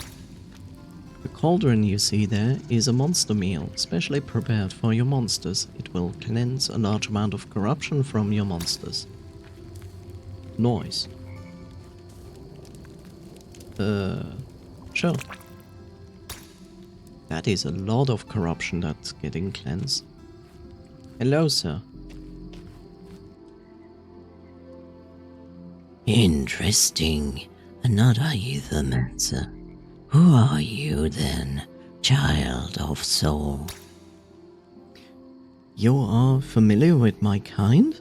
That's unusual. My name is Cyrix. Many things are known to us. We are many. We are legion. Apologies, but who is us? And what are you doing here anyway? Why, this is our home, the fractured ruins. Is there a better place to be on Terrestre? Terraste.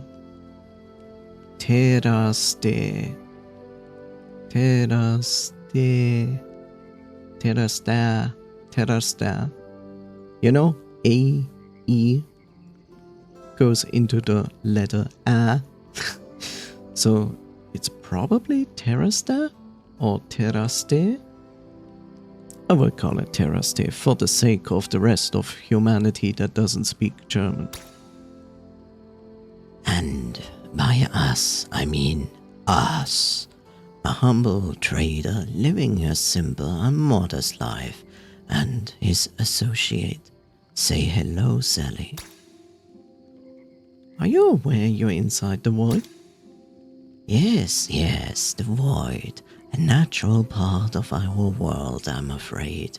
Life and death, ether and void. With the mere chit-chat out of the way, perhaps you are interested in my wares? Care to buy anything? What are you buying? Boots, Ocarina, Monster Soul, Rod of Command, and bonus XP. Okay. Increase evasion. On support action, heals ally with the lowest health for free. Yeah. Okay. Reactivates target monster. Oh, I see. It basically gives it an additional turn, that's what it says. Grants 1 XP to a random monster. Yay!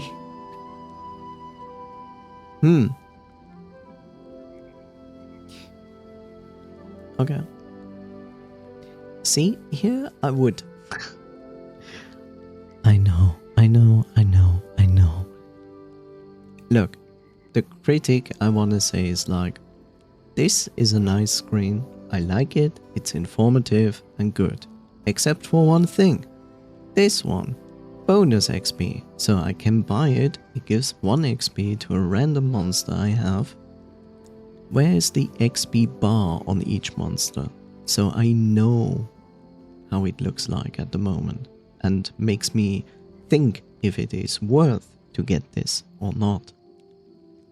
Yeah.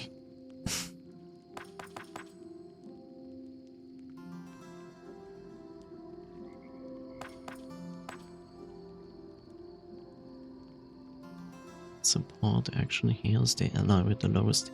See, this is probably really good on Wormling, because Wormling can heal someone, and if they do, they would also heal the one with the lowest health for 3. And it gives him damage +1. So, yes?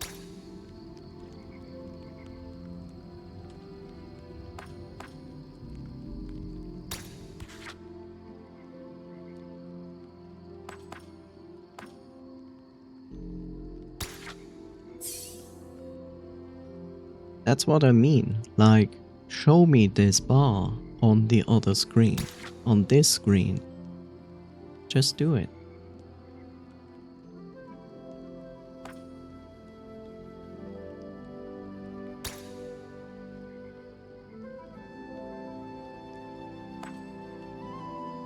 Didn't he say that he has only one stock of this? Why does he have an additional one stock of this?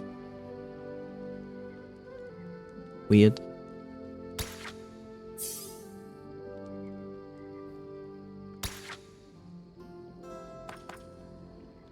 Okay, that is plain silly.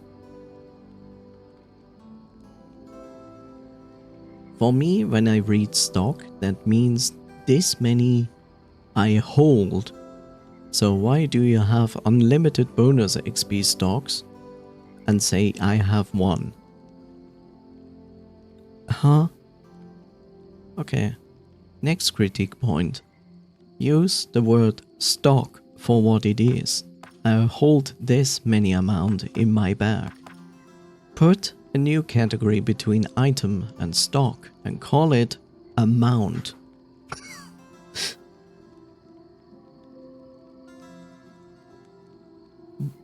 You know, the amount indicates how much.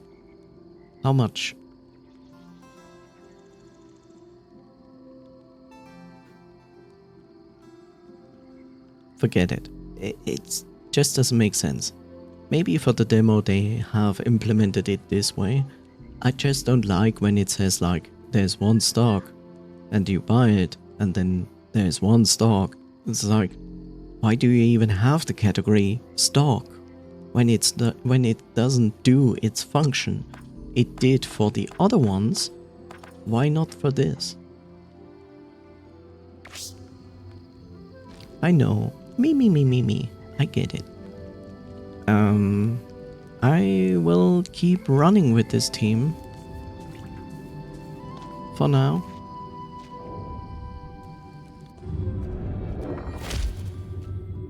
The game is extremely generous with this. You know? It is extremely generous in recreating your team. And there's not much you can lose.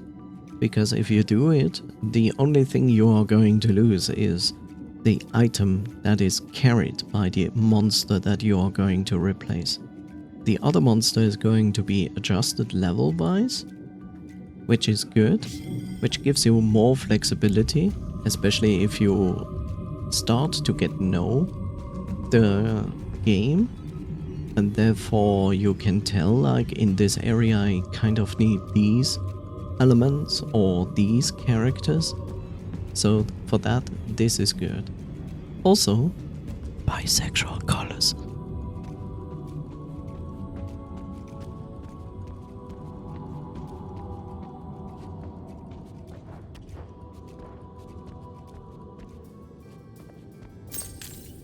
Hello, NPC.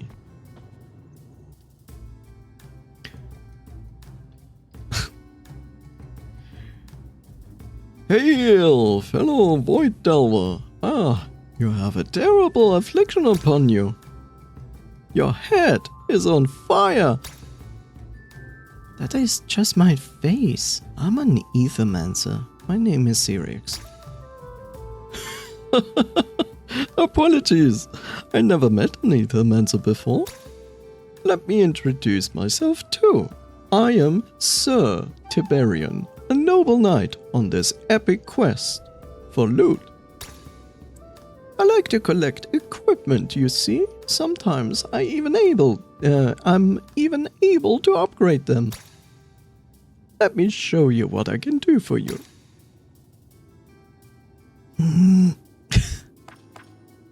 Again, this is like the critique I have. Like, it's nice that we get these interactions and then, like, I can make you this item and I can upgrade you that, but I'm always missing the information that I need.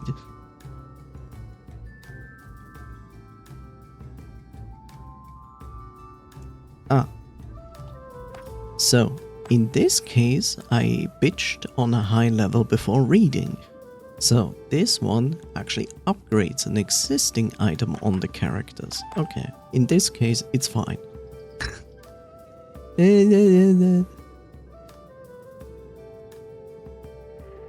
Okay.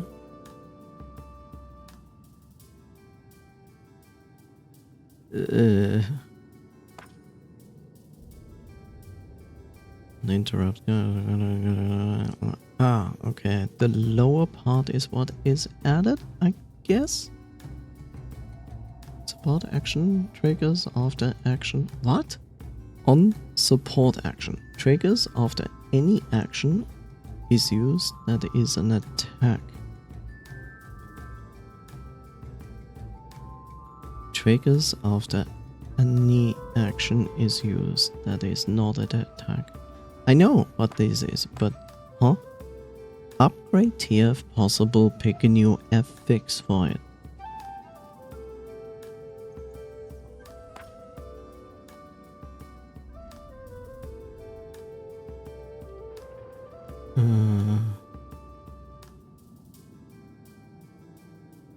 On interrupt.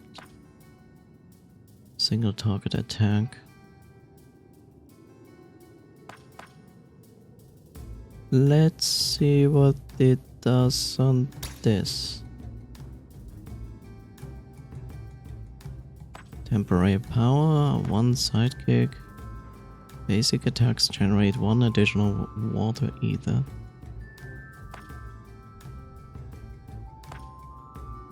At the start of the combat, applies 1 temporary power to self. At the start of combat, 1 sidekick to self. Sure, why not? It worked? Wow! Can you point me towards the Pilgrim's Rest then? No. Persevere, fellow Void Delver. Every step you take brings you closer to the completion of your quest. That is true. Belt. Rare. Great, it's another belt. Except this belt is better than the other belt.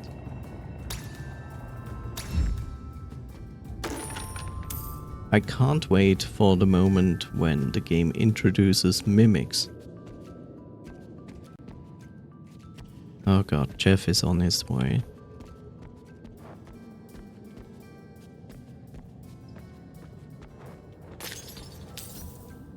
You know, now that I think about it, it is actually quite smart what they did. So they put like torches, candles, lights on the way, and when you approach them, they light up. Which is very smart because it gives you a visual indication you have been here. I still don't quite understand what to do with those boxes. And what the heck is this? That's probably the end of the map. Oh, fuck. Okay. Oh god, the attack of grandpas. And a hot demon. Domovoy and Gorgoyle. Okay, let's see. Triggers after any action is used, including attacks. At the start of your turn, heals this monster by 5, then consumes a stack. That's... Heals. Consume all cooking stacks to apply burn. Shields. Redirects. Lava soup. Consumes all cooking stacks to apply 1 weakness and 2 burn. Ew. Okay. Gurgle. The Gurgle. For every 12 shield this monster receives or applies to other monsters, applies sidekick to self. Sidekick attacks of this monster consume all sidekick stacks at once to deal their combined damage to... This is disgusting! Additional stacks consumed are... This is disgusting, and of course they brought those two together because they synergize. Okay, applies a shield.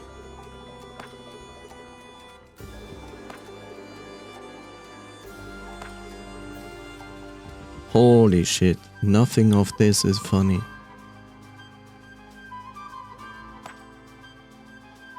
Yeah, ah, god.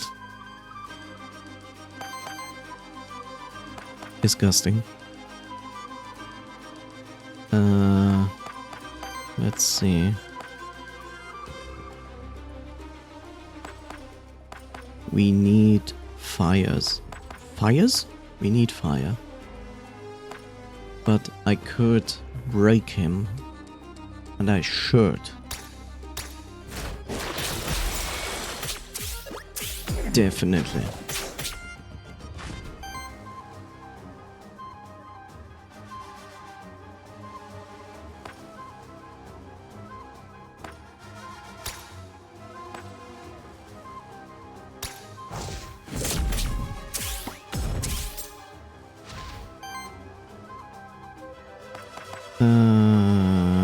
Temporary power to self and a free action.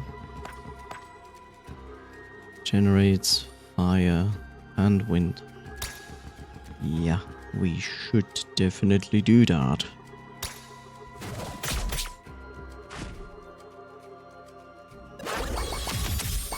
This is disgusting. Look at this. This is absolutely disgusting.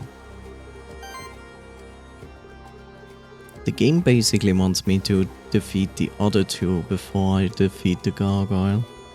That's basically what they want. Target enemy, sidekick on interrupt applies power. No, let's go.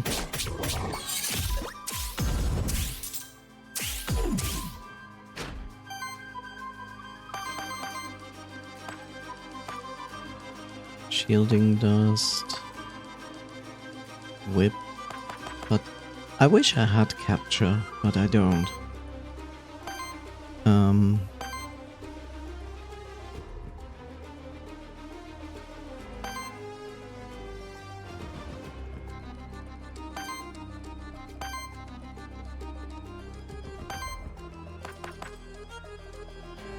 Free fall damage against target enemy, purchase 2 ether.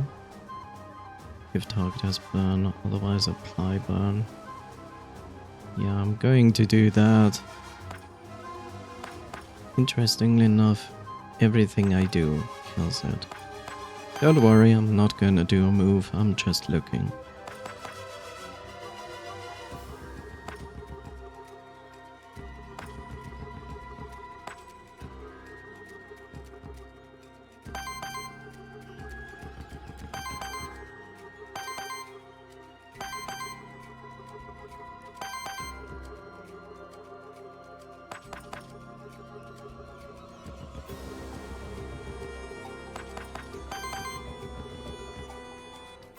Jeff Raid. So it is. I'm gonna use this to refill my cup, so I will be right back. Oh god, the music, it's gone. No. Ah! Oh no.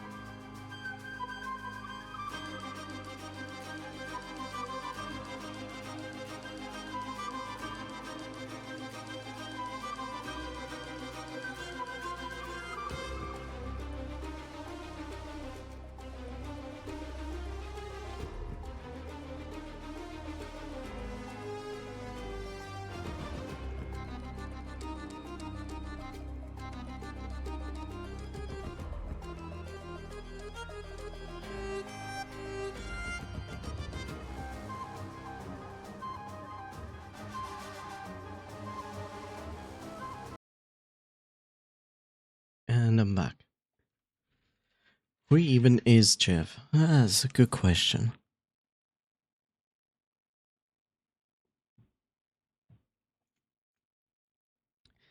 I heard he originated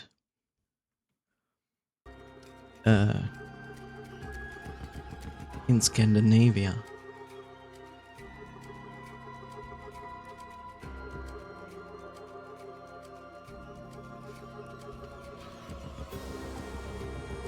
Why? Because I say so. Okay, let's continue. Definitely get rid of the gargoyle. Like, no, thank you. Okay. Apply burn. Purchase to enemy either it has burn or applies burn. So let's keep this. Apply burn on this.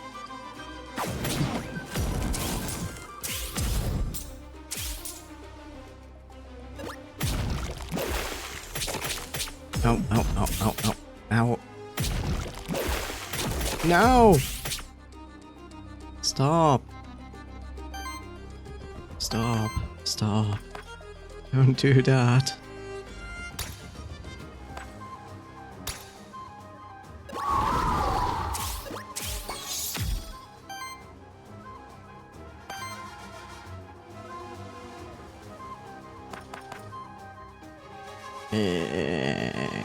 Sidekick.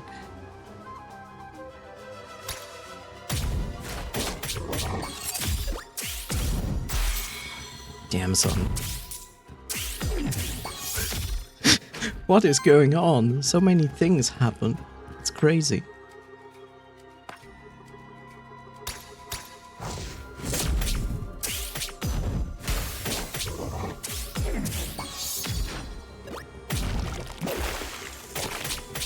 Ow, ow, ow, ow, ow, ow, ow, ow.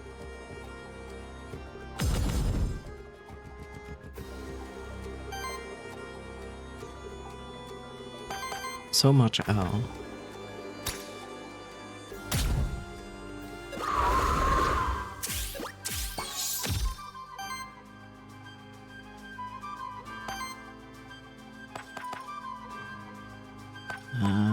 We are missing a red, which I can do. Do you have burn? You have burn.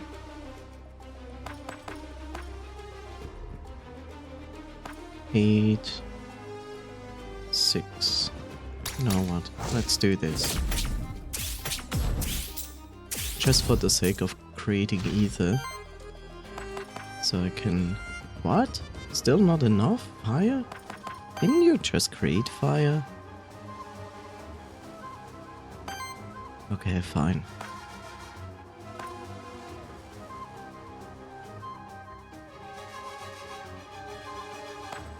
$14.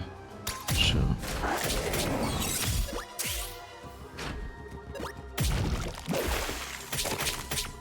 Ow! Stop! Okay, goodbye. Well, thank you for that. Extremely nice of you.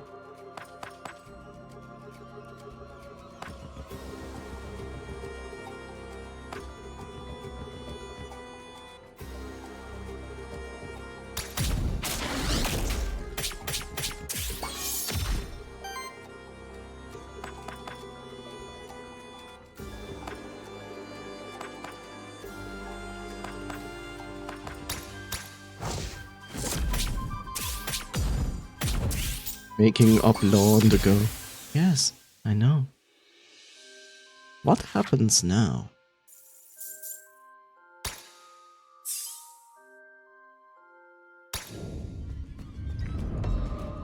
You just lost the monster in your last fight. This happens to all Aethermancers eventually. You may use the map to teleport back to the monster shrine at the start of the zone to rebirth a new monster there. Good to know. I also can...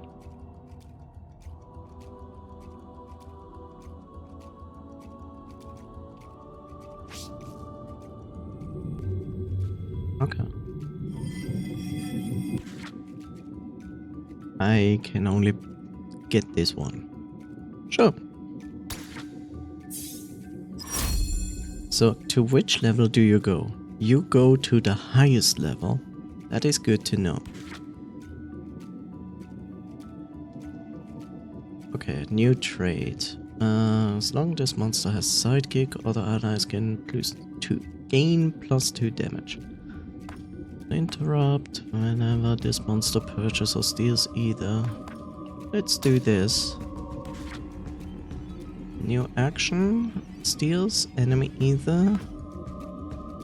Damage against target enemy. Purchase 2 enemy ether. Nice to sidekick to self. It's more the question of like, ask yourself who generates which ether. And this is basically my only monster that creates blue ether. So it's more likely to get either of those. So I get this one. A new trait. Whenever an ally purchases or steals ether, whenever sidekick is applied to this monster, interrupt. Triggers when an enemy action is interrupted. Actions get interrupted when enemy is staggered, killed, or when the enemy lacks the ether. Okay.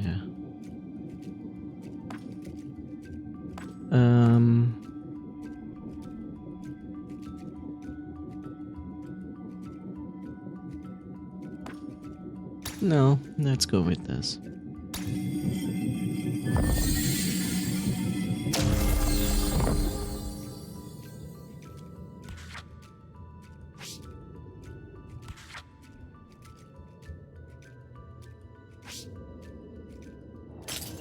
I like this fast traveling system. It's really nice. Also good that I picked up this afterwards. A new trait. Whenever an enemy gets attacked for the second time in the same turn, triggers burn. On crit, deals 3 wild damage hit. Triggers up 1 per action.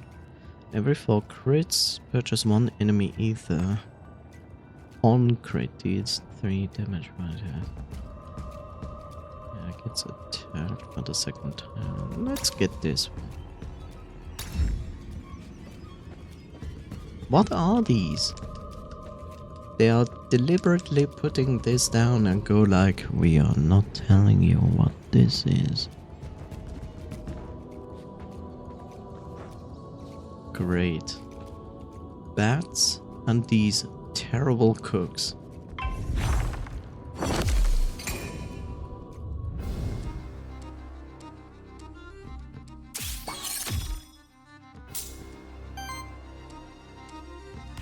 What do we get here? Nosferatu. Look at that tongue. It could be useful. A long tongue like that has many uses. Let's see. The first hit of an incoming attack deals 1 additional damage for each stack of terror. Is converted into wild damage and consumes half of those stacks rounded up. The first hit of an incoming attack.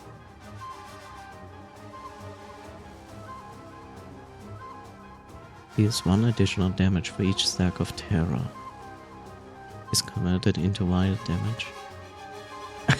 Yeah? Yeah. This trait affects all allies and enemies at once. You can only have one. Okay. Aqua Punch applies terror.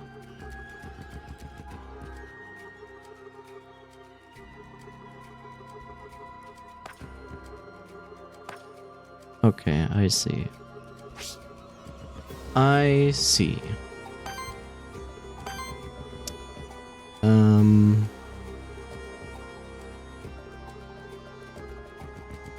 They're weak against fire. I think I need to start with this guy.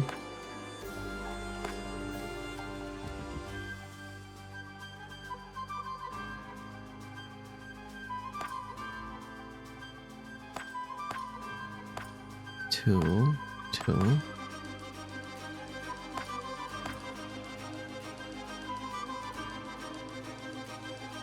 12.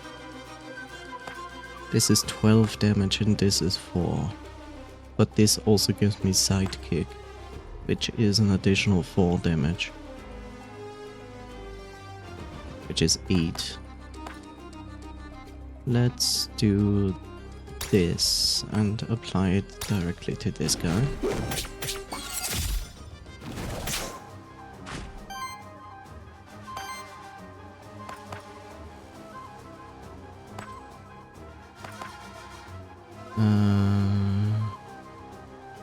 This would break this guy, which is what we want.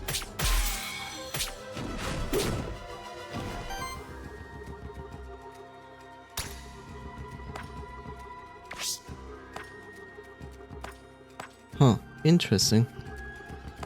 This would not kill him.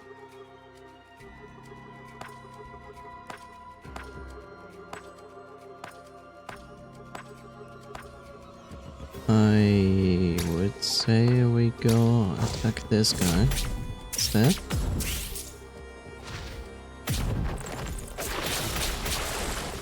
Stop dealing so much damage. It's not even funny. It's just disgusting.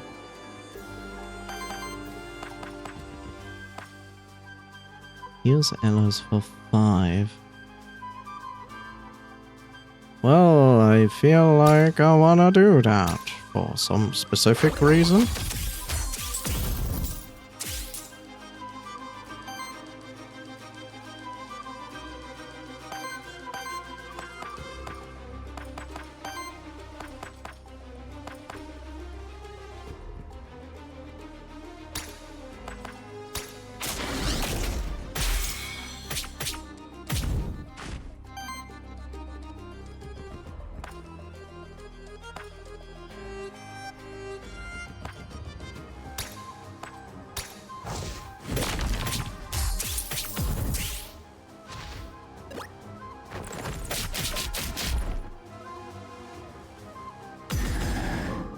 No.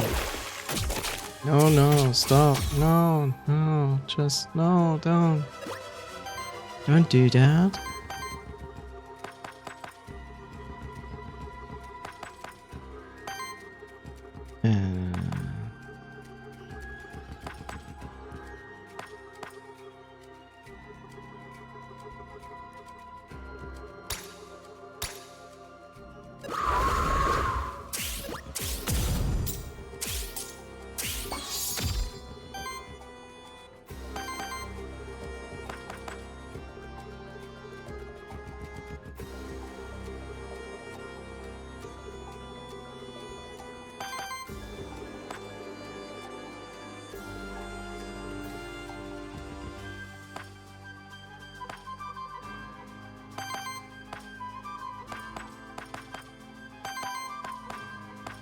Need to get rid at least of one bat.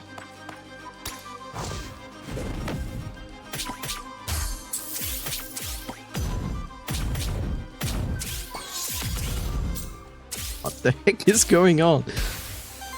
There's so many effects going on, it's crazy.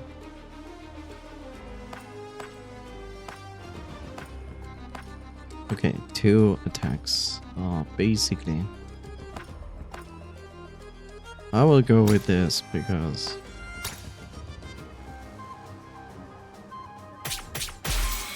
yeah, there are still definitely sounds missing in the demo.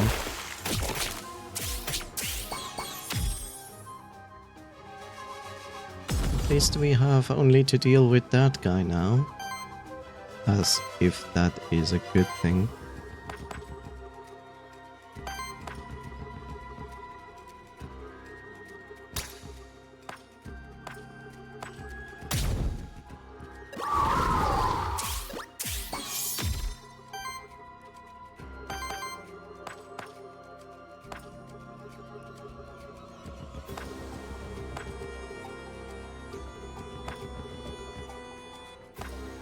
So this goes on 1, this goes on 3. Oh.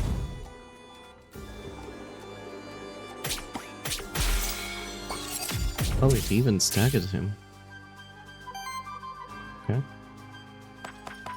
I'm okay with that. Okay, let's kill him.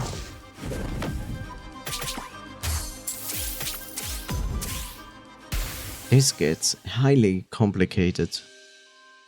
Like, complicated in the fact that so many effects and things trigger. A new trait. On attack, deals a hit with damage equal to the total amount of power in the party. Not bad. Synergizes. Every third fire ether generated by your allies is converted into wild ether. Wild ether also counts as fire ether for the effects of your skills. +1 healing.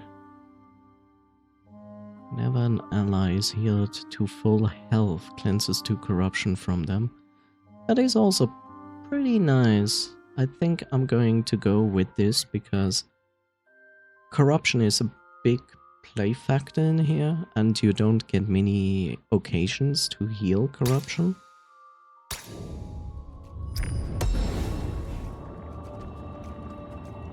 You gain lands.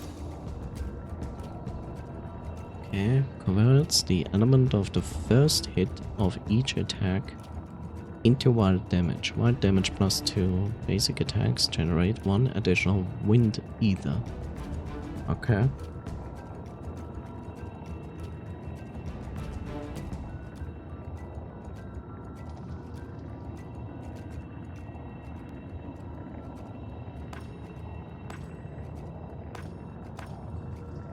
Well, I will give it to him because he has no item.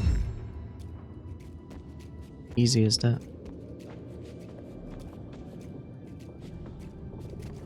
Okay. Merchant, gold, or ether spring.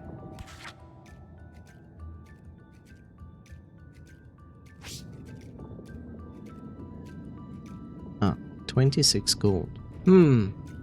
Is 26 gold worth it to go to the merchant? Not sure. Ether spring.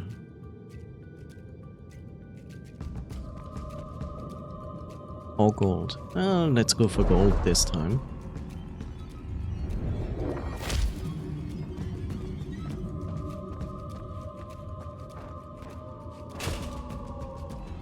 Again, this. Why? That was not much gold. Why can't I do anything here? This is aggravating.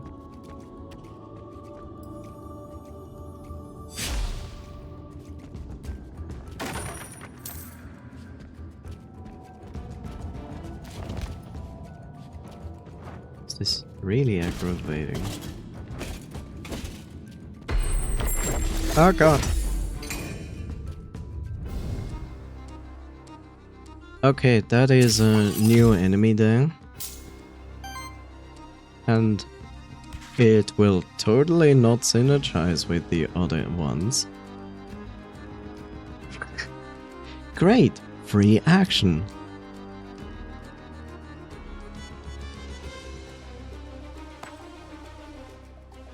Applies burn, steals ether, applies power to self.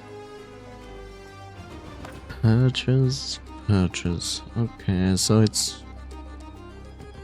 Yeah, okay, so it's literally a support.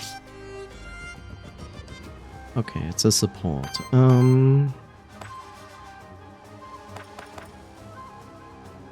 Yeah, let's not take our chances. Instantly stagger this guy.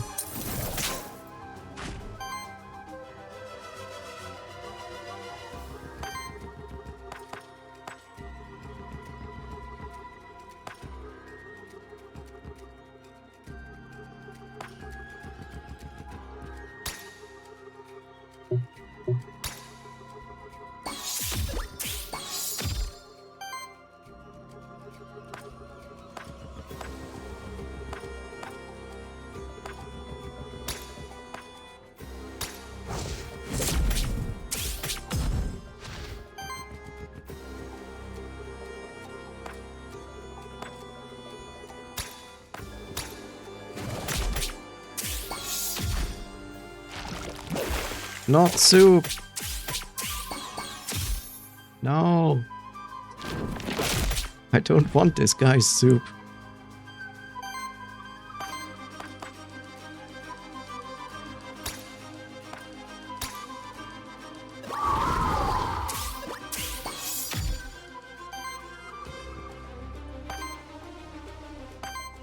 No soup, please. Now I can also do soup. Themselves cooking stacks and applies 1 weakness and 2 burn target fire across. So. Yeah, if you have cooking stacks, but I don't.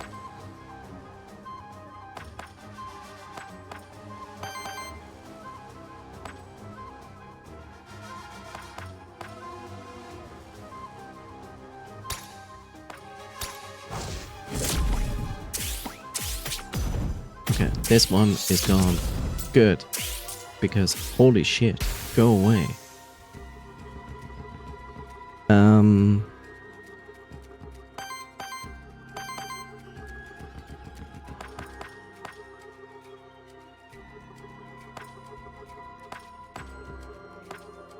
Yeah, I'm going to instantly stagger you. Goodbye. Away with your stupid healing. Oh god, the book is praying. It's a Bible. Like, no, not a Bible. I heal for 18. Okay, you know what? Yes. On you. I think. Wait. On who I want heal? Yeah.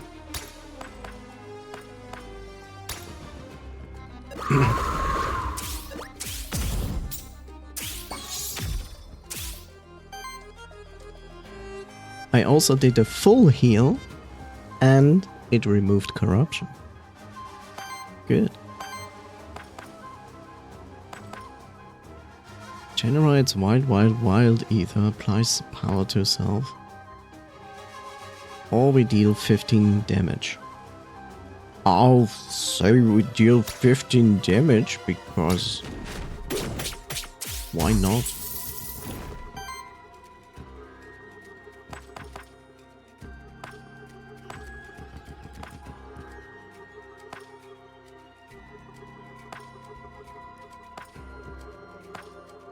Wait a second. This consumes.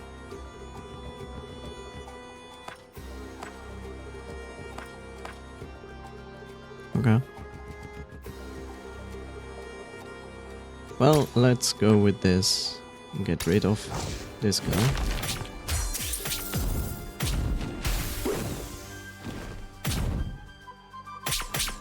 Ow. Stop that.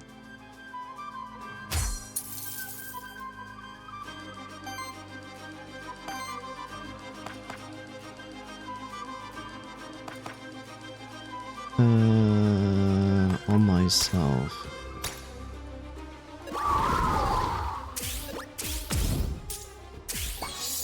This should also, yeah, remove corruption. Good. What is this? Wild lava tide. Purchase 1 on interrupt. Okay, that's 4 damage. It's not really that great. But that would help.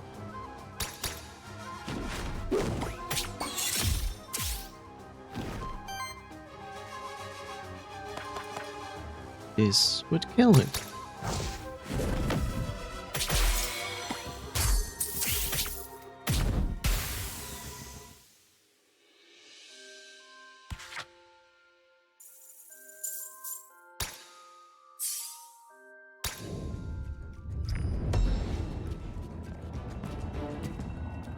Boots.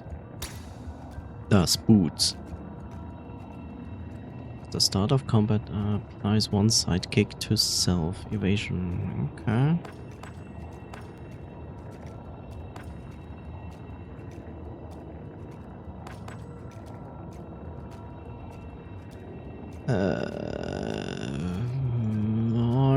I think I wanna scrap that. What are these boxes? Game, explain thyself. In all honesty.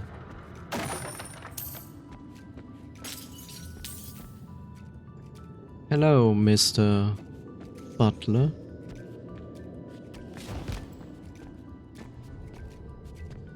Many books?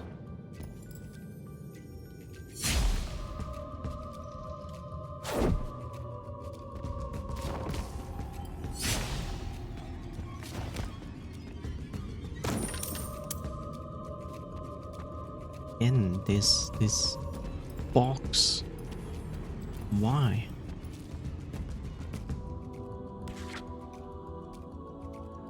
Why is this box?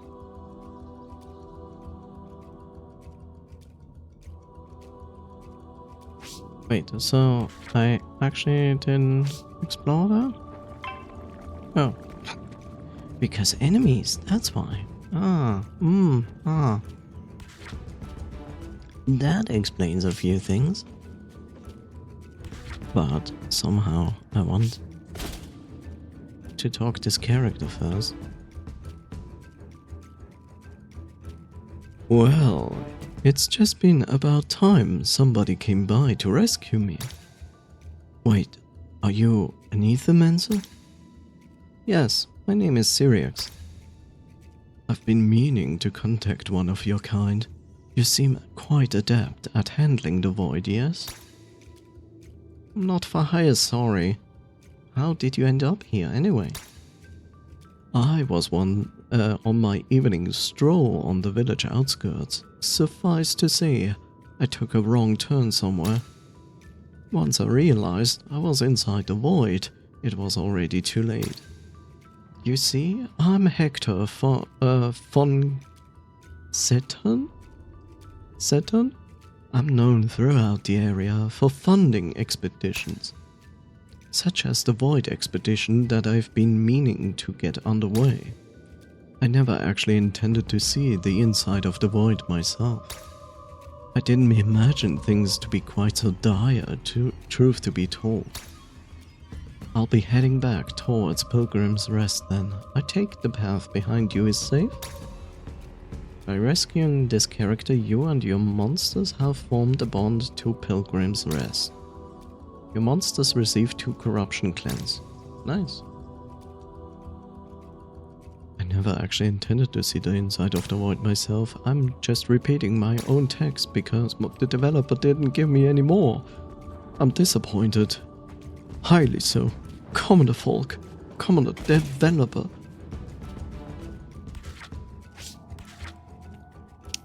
Sure, let's go there.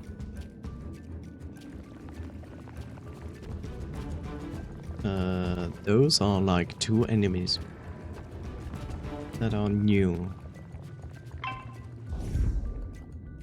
This one looks like a tank. So they have all a lot of defense, but we start out we start out with this.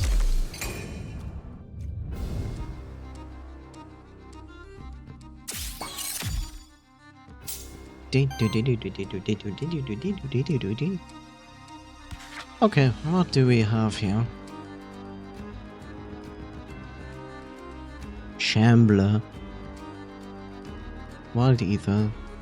Ether that is used to pay for actions as a substitute for any other element of ether? Yup.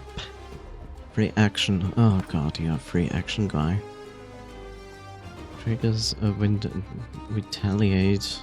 Okay, shields. So I have a redirect. Of course you do. Power. Okay. What is age? No innate effect. Age mainly determines when aging traits trigger.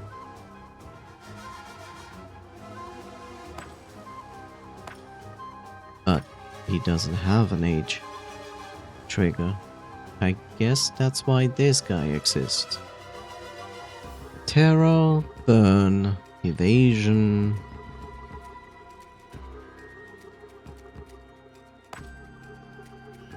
Terror, burn, burn. Affliction. Applies X debuff stacks randomly chosen among the debuffs that can be applied by monsters in your party except for weakness.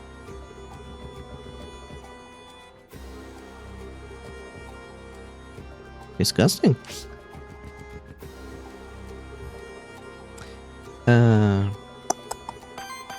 Let's see, what do we have here?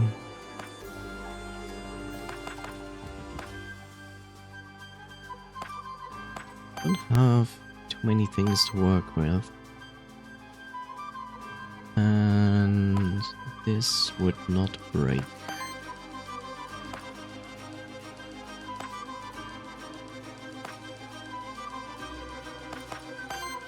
Ooh.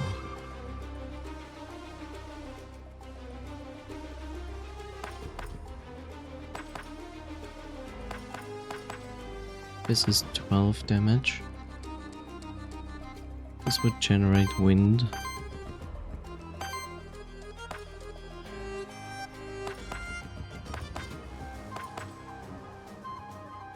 Well, I guess I'm going to go with this.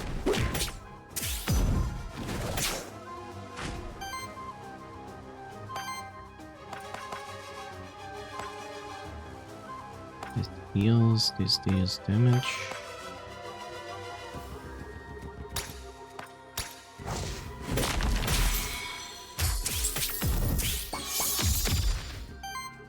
Okay, this one is staggered. That is good. Now I don't have fire for that.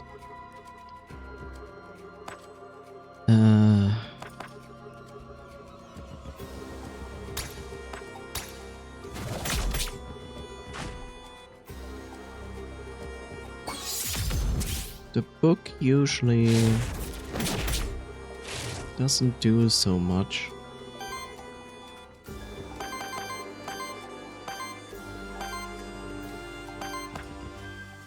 I almost feel tempted here to apply shield, in all honesty.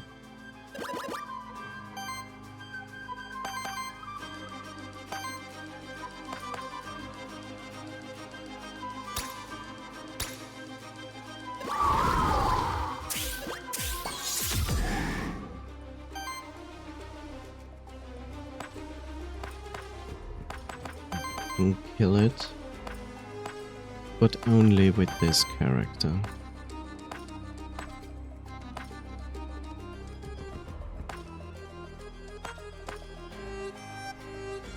I need to use something like this.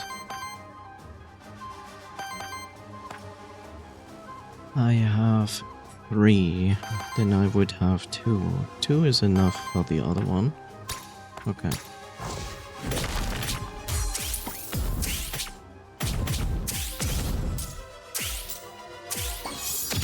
What is going on? Okay.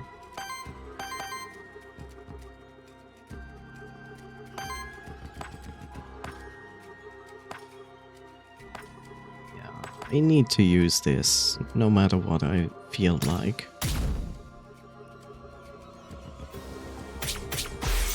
So I stagger him. It's very important. Ow.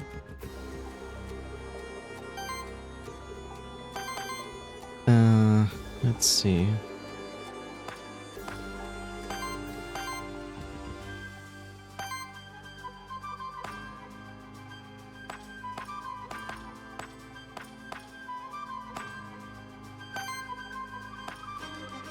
This would instantly kill him. That's what I'm going to do.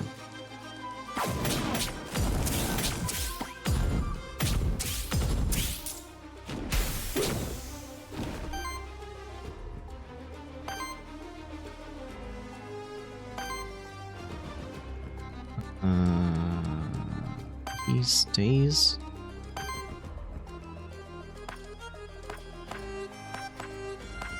2 is the best I can do.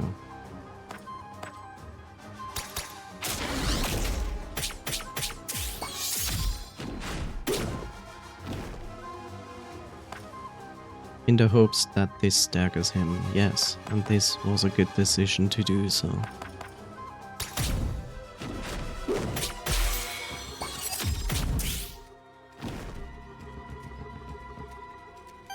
This is also good because we can use this round to heal ourselves. And I feel like I should heal my own character first, so I can also get rid of corruption.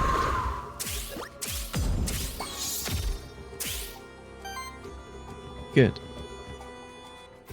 Now it doesn't matter. Unless I have a healing ability here. But I don't.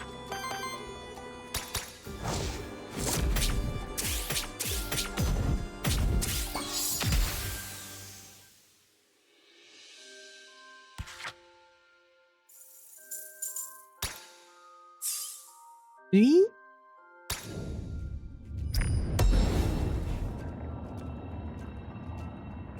2 skill reroll. As what? As an item? No, I think this is the item you need for the other guy that we just met. So what are you doing? This must be the Torment's blessing, a desperate attempt by the fortress's final commander to defend the holy city against Goldland's army. Who names his child Goldland? Okay, so this is the curse aspect of this game, I see. Gains also a curse affix. Do I have to do it? Can I just not do it? I cannot go back. Ah, not now. Okay. I don't know. I'm never personally really into...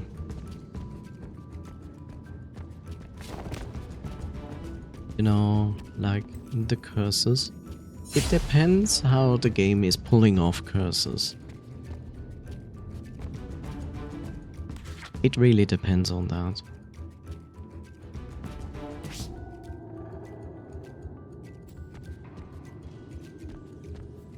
I saw enemies there.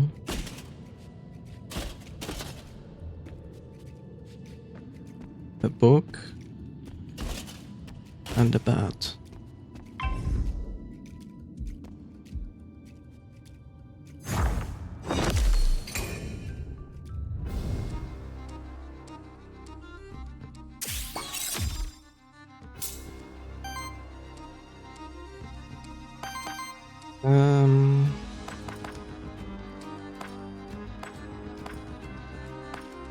This would break it.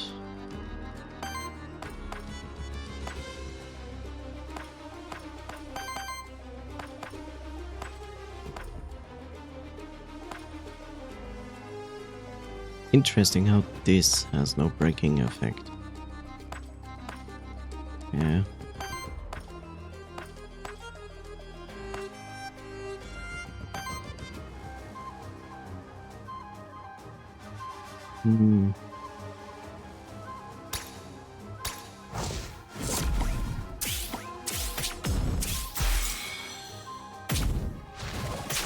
This is interesting because I chose to do a default attack and it showed me it would go with the stagger bar to 1, but now it's staggered, which is what I didn't expect that would happen.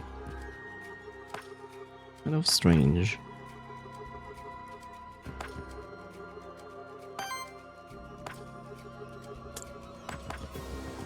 Who needs the most healing? My own character.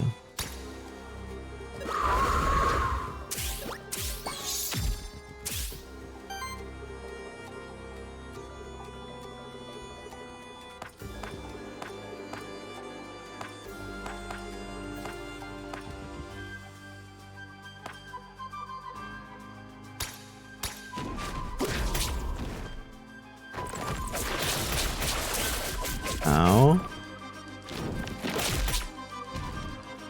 How about no?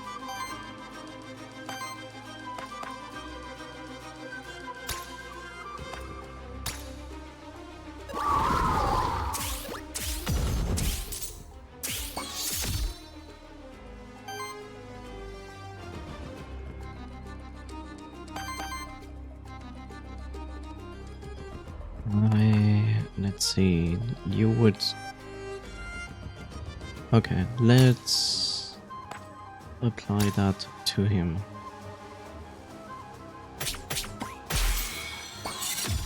Also staggers him, gives me sidekick. Now I can do this.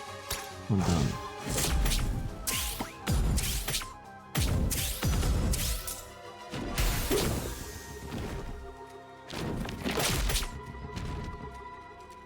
I'm getting educated on my Wolpertinger.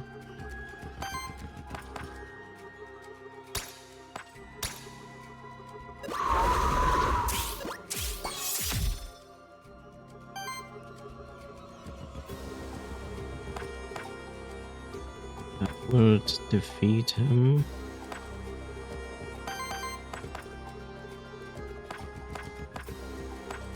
Yeah, okay.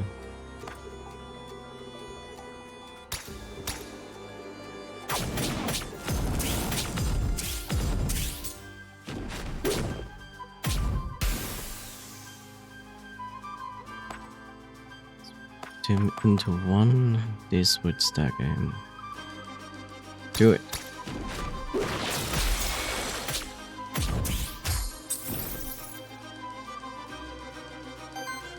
This is good because I will use this to heal.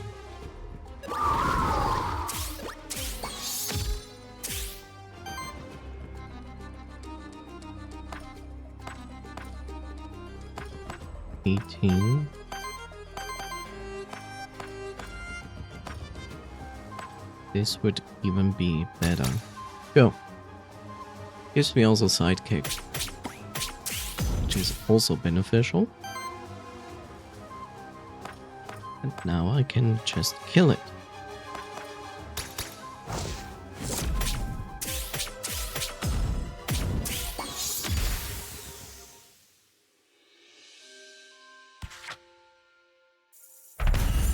Badam. Okay.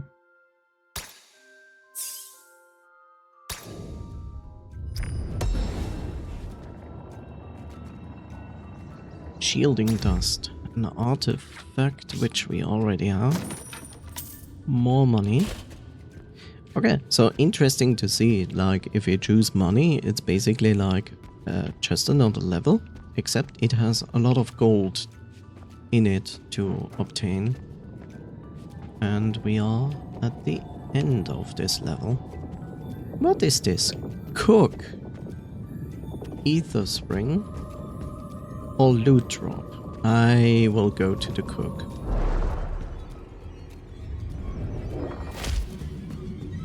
Because I expect that we will be able to cleanse off corruption. Aww. Such a good area for a secret.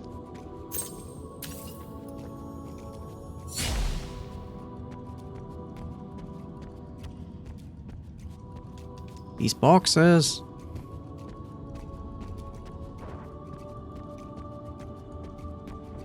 They are taunting me.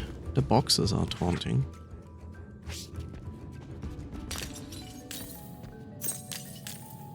Wow. I found Shrek.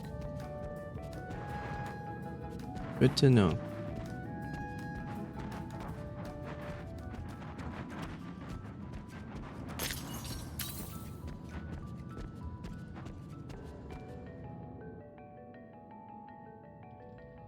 Mine? Mine? Mine? Mine? Mine? Mine?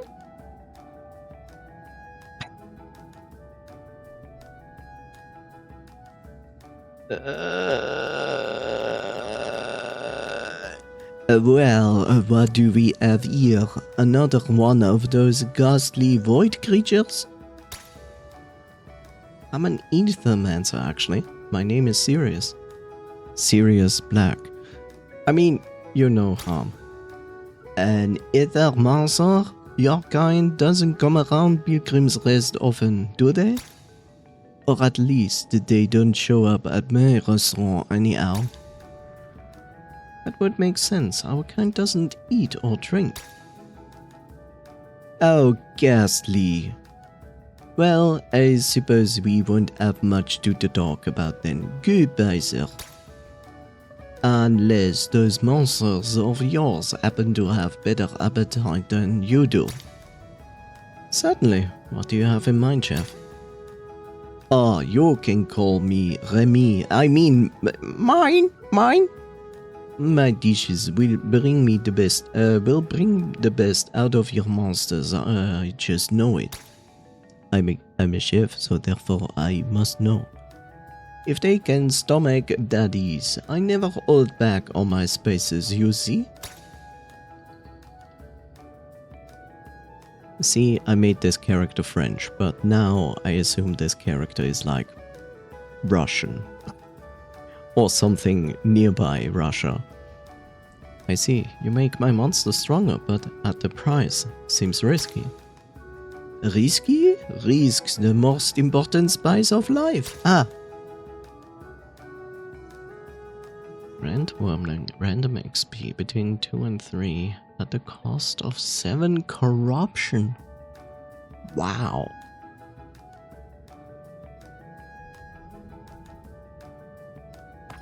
That's a lot of corruption. Damn, son. Sure, why not? Oh, if I press X, then I see my information I need. Okay. Good to know. Level 4, level 4, level 5. So either I should give it to my worm or my Wolpertinger.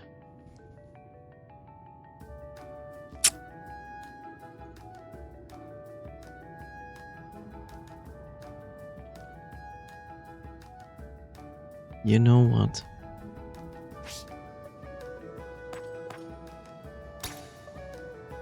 Perfect. I can tell it worked by the look of their eyes.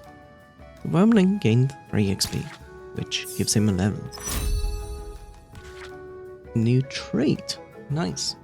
For every 100 healing of your allies applies to power to each ally.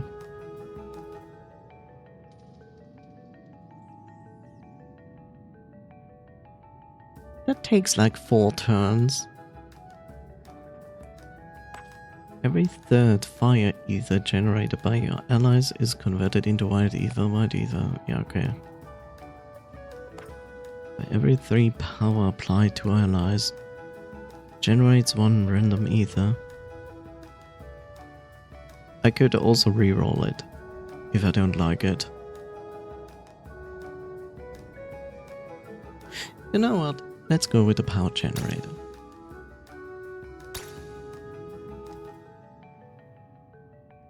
That's all I have for now, but I'll whip up something new by the time we meet again. Your monsters won't go hungry as long as I'm in the void. Okay.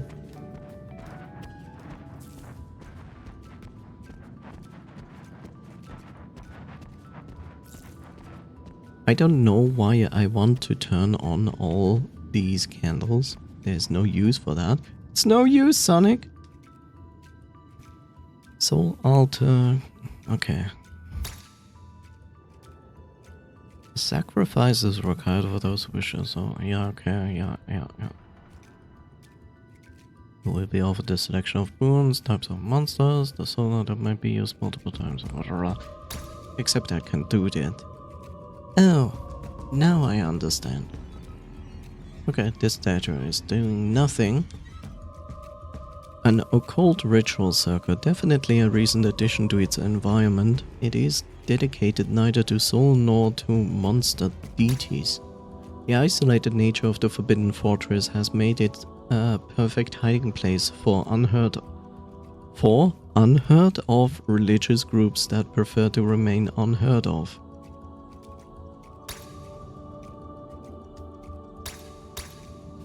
Eh, yes? Huh? Strange.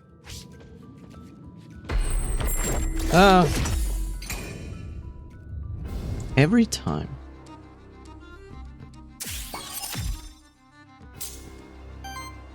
Okay, blue.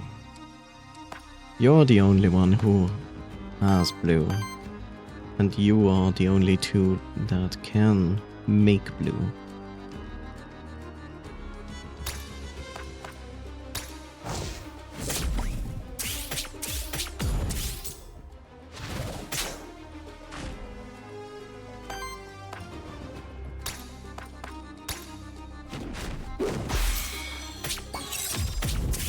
Definitely get stacked. Stacked. Time to heal.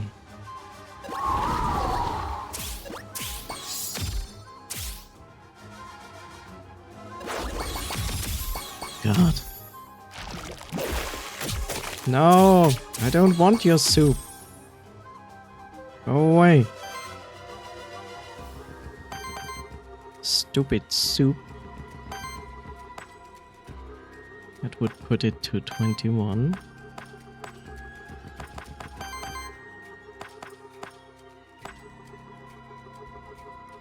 Here's all allies for 5. Applies regeneration to all allies. I think I wanna use that.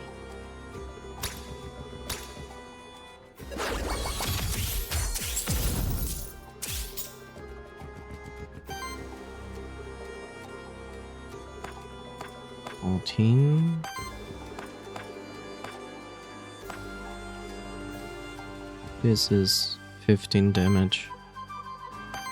You know what?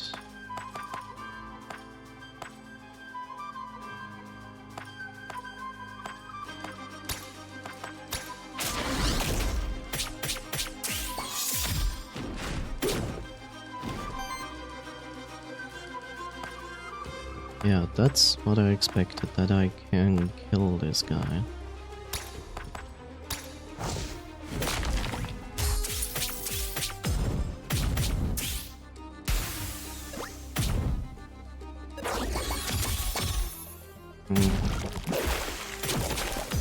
No! Stop with your soup. Don't want your soup.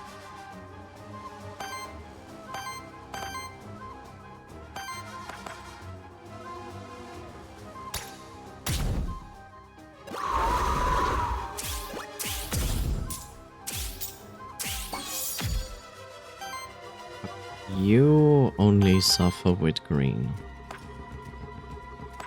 This goes down to 2. Okay. And waiting we shall do. Stretching. I don't know. I assume that not many stages are left for this one run. Run.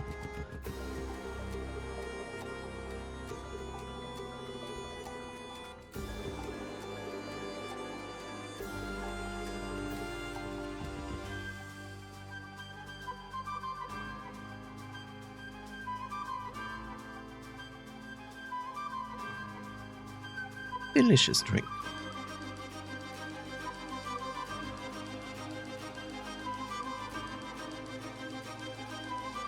Uh, 2 minutes to go.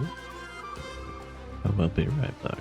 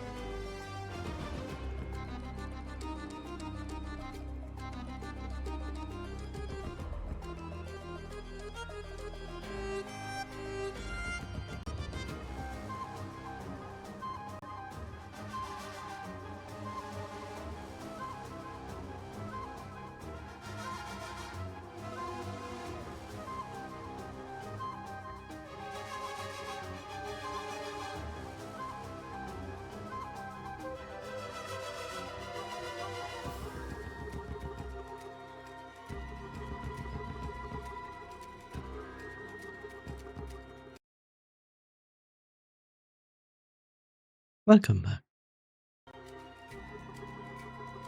Use this time to air out my room.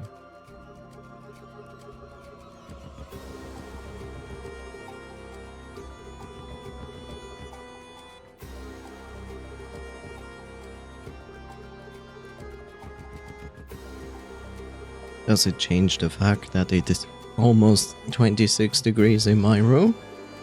Oh. Anyway. Okay, let's see. So this would stagger that guy at least. Let's do that. I staggered the lower one because he has two cooking stacks. And they have attacks that are based on cooking stacks. So that's basically important to do.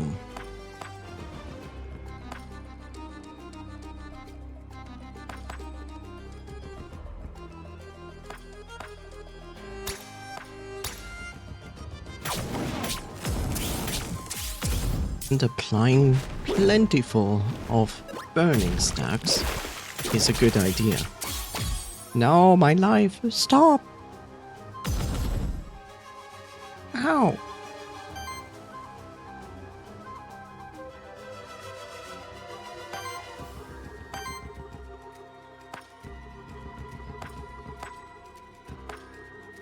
Wow, this... wow, this instantly puts him down on 1. Yeah. That is good. I should also pull that off.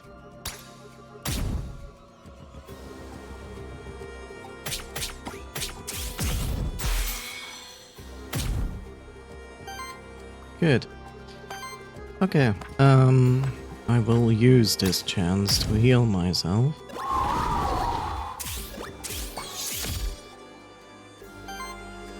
And then we shall destroy this guy.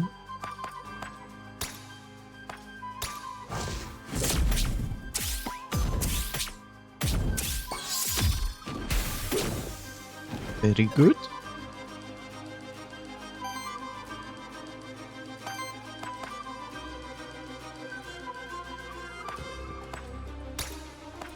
Trying to heal this one.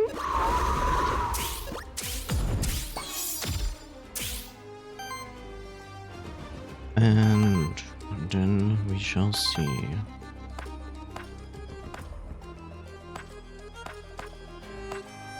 $40 and $37.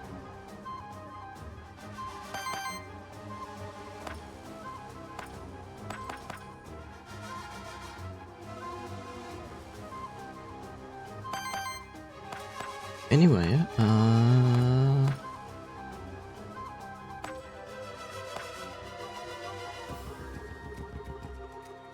this will only deal damage, but this would apply more burn. More burn is better.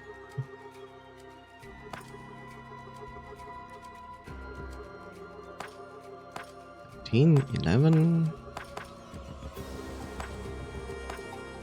I feel like this is a waste of...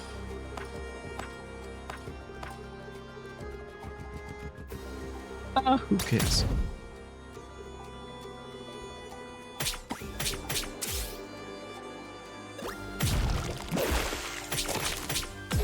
Ow! No! No! No. No, no, no, no, no, no, no. No, no, no, sir. No, sir.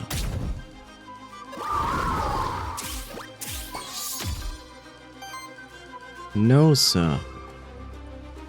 Just no, sir. I wonder if I should... Oh. It replaced it.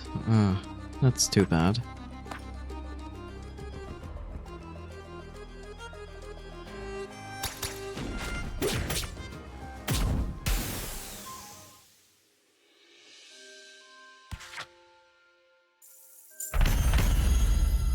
See, here is also something that is important to consider this here, because this here has like an impact on how many actions your character did in this combat, and then I feel like you should consider that maybe. No, it just has to do with worthiness. Just keep that in mind, and yeah, don't forget to level them up. Sometimes it's better to I mean, everybody gets almost the same amount of moves, but yeah.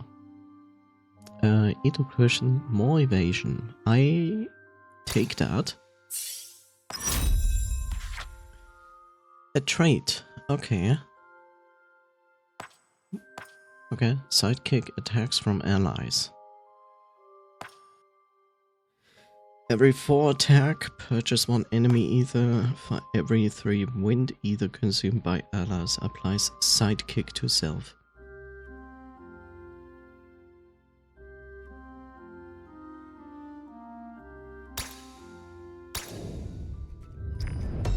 Never mind.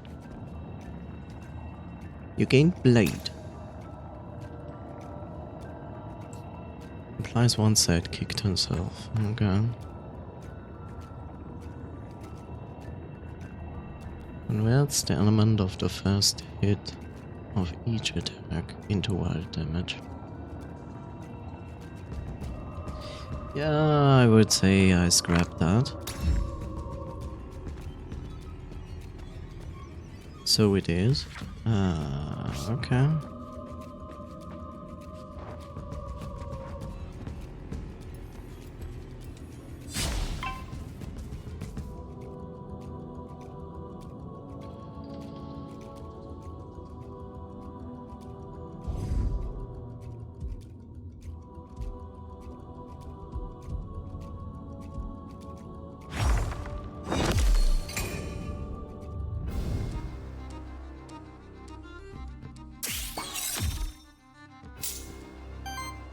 I kinda want to put up a shield here, for no specific reason.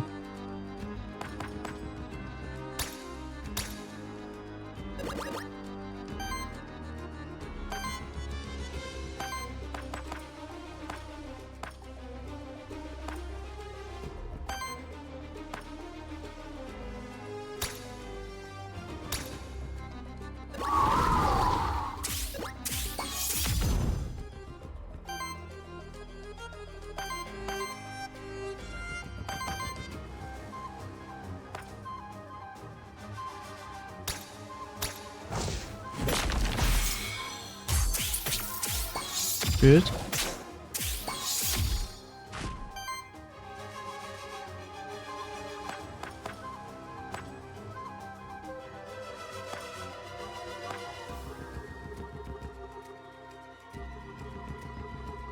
Dude, that's 10 damage.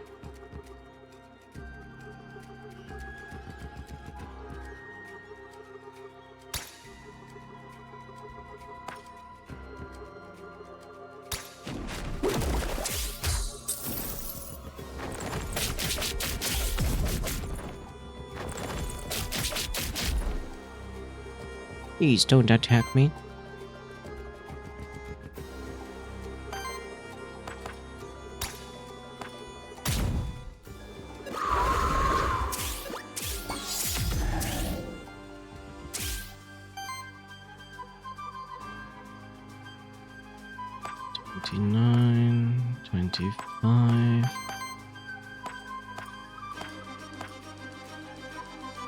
Go down to, okay. Sure.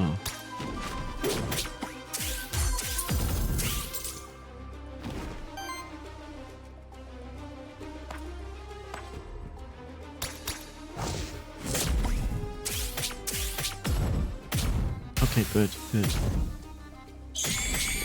Ow.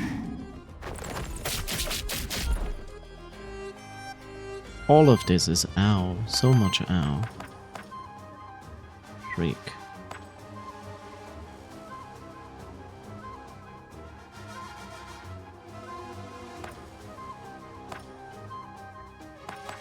Only 4 damage. It's do this.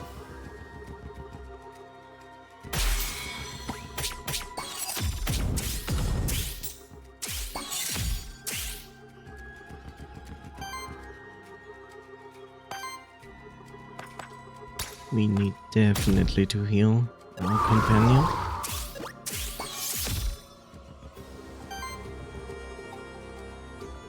Normal attack kills him. Need to do that. Because he literally comes back next turn. Uh-oh. Ow. Ow.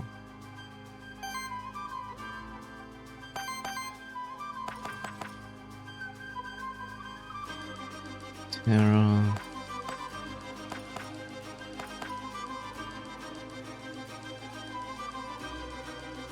I still have 2 assists on him. Okay, so I can do this first here.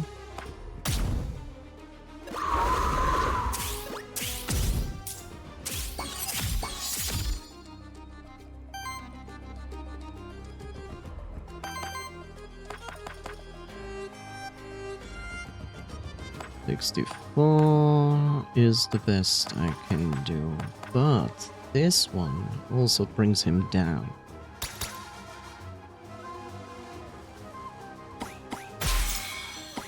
Oh, it even staggered him. Crazy. Didn't expect him to get staggered by that.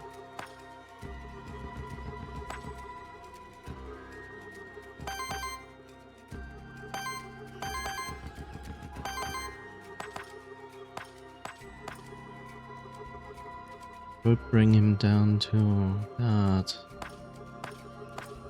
You know what? No, we are going to do this because more burn stacks.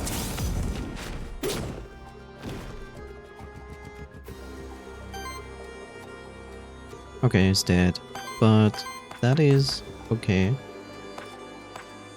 Let's use this moment to heal.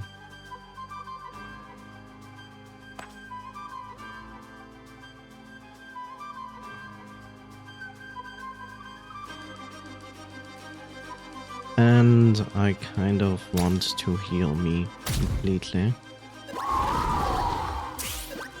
Just to get some corruption away.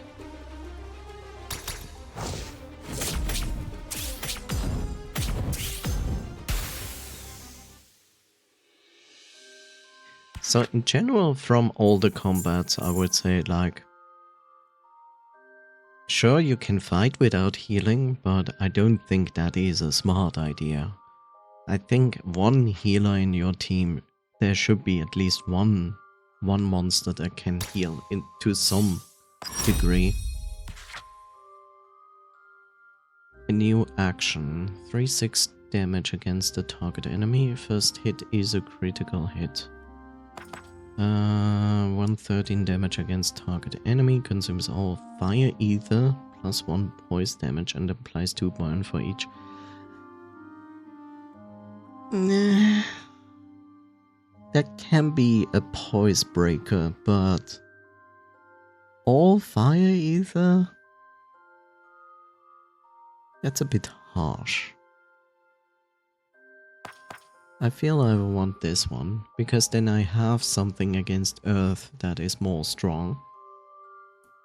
That's the other part of the game, right? Since the elements of your attacks influence if you can break a poise or not, or like faster and slow, you have also to consider like how do you build this, right?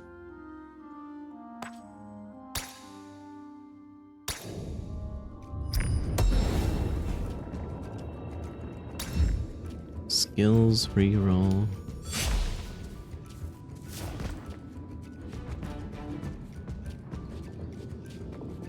And this is the end of this stage. An epic drop loot, merchant, or the witch. Oh. I'm going to the merchant.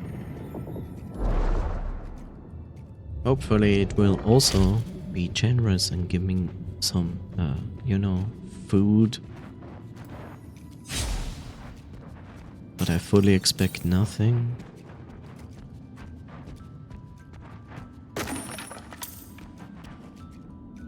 That is a new enemy.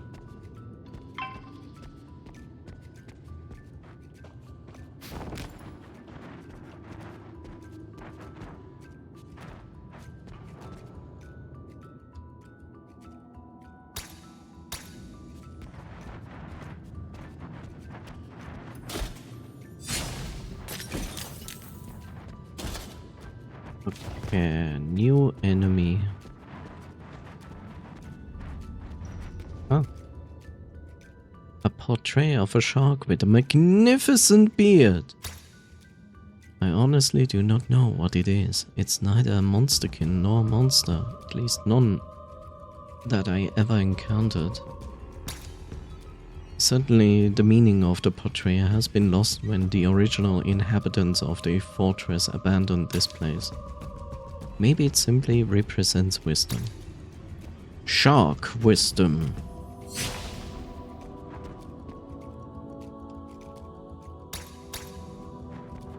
This circle will become important at some point, I would say.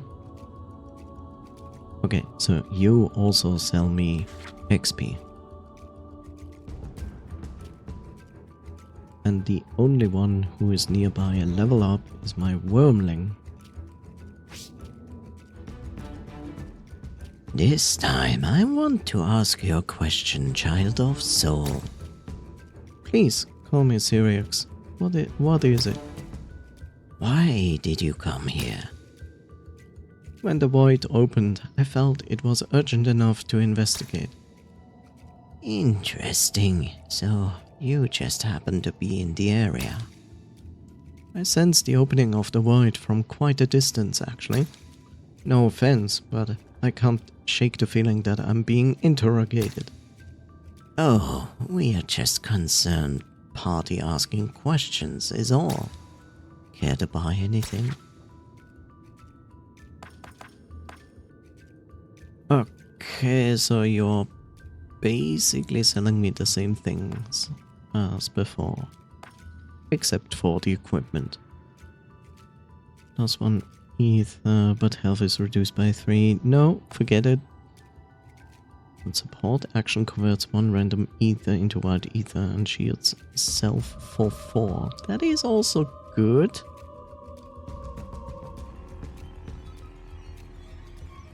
But I cannot give up that one.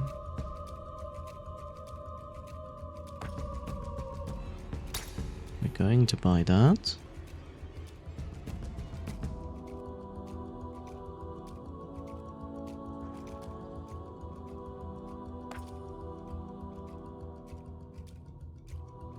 Wormling. Oh no, I cannot decide to whom the XP goes. I forgot.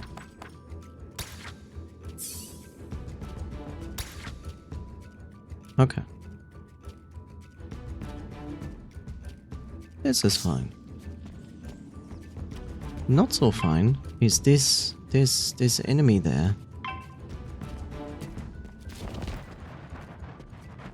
Which is probably the boss of the area. I wouldn't be surprised. Yep, it's the boss of the area.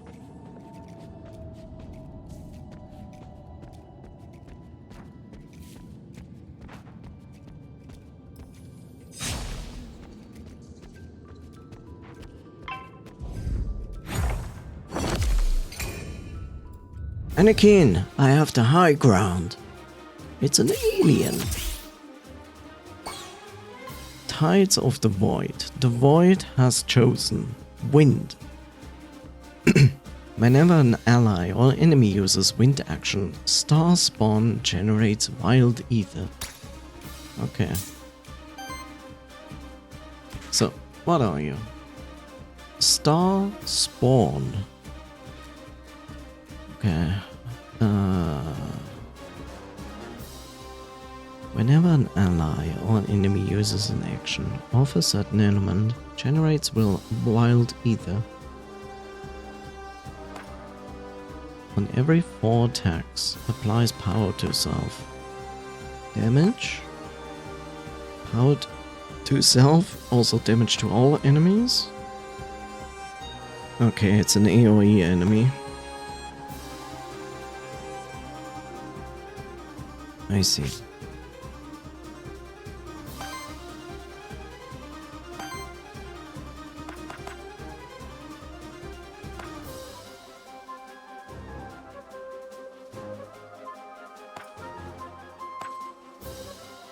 That would instantly stun him.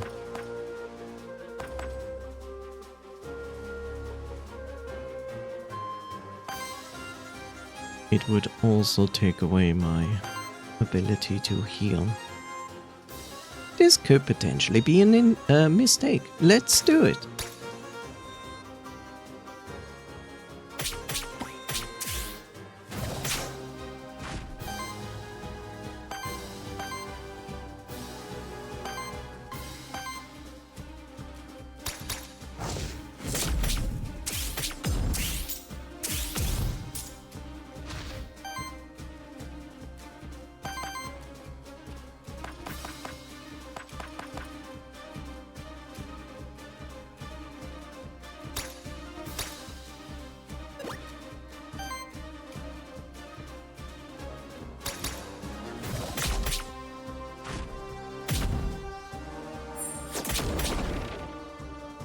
Ow.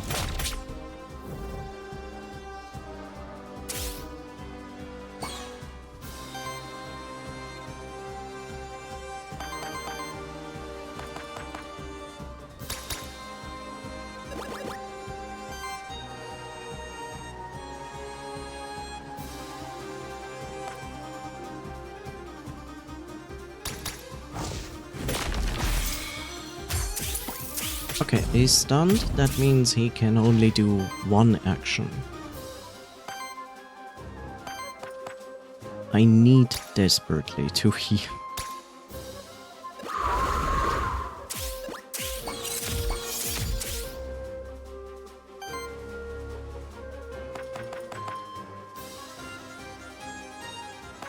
It's 9 damage.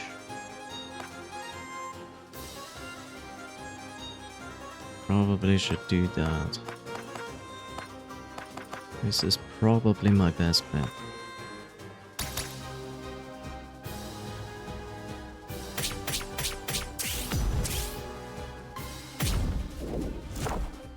Yeah, miss is good. On me, of course, not on you.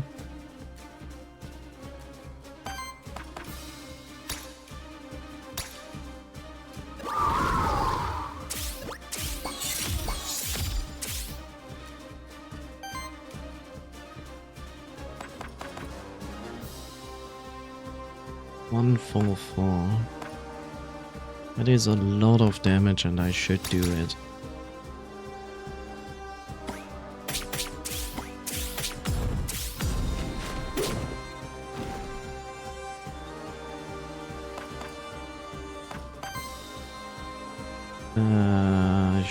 Should probably heal.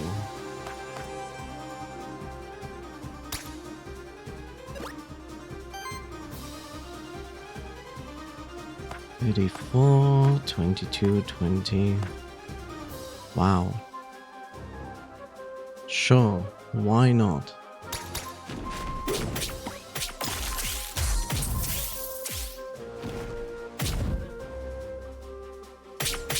Ow! No, no, no. No, no, no. No, no. No, no. No, no. No. You shouldn't attack that. That's a bad idea. You don't want to do that.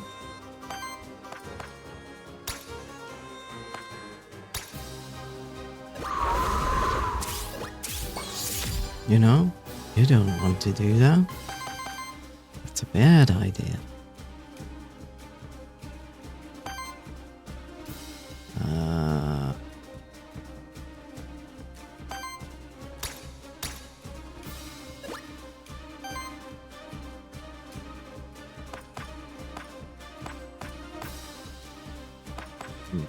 40.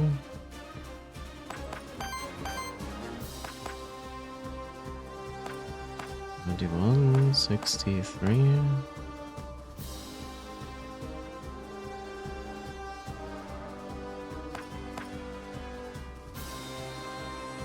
Let's see, if I do this, would I still have enough? Yeah.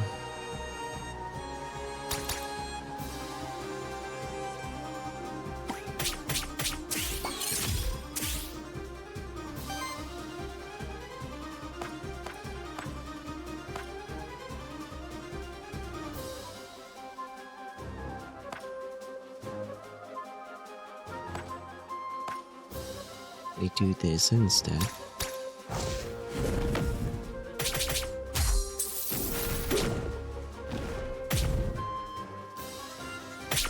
Ow. Ow, goodbye. My sadness.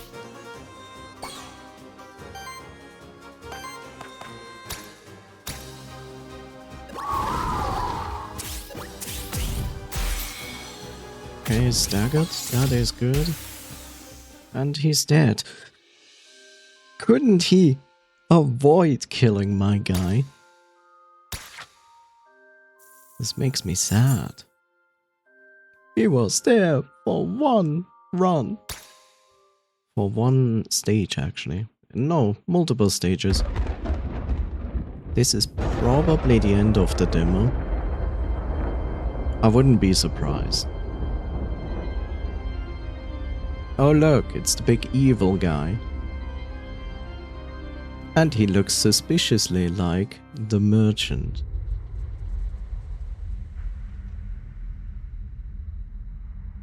Hello, Aethermancer. To make it this far, quite impressive. You're... So, you remember your luck well.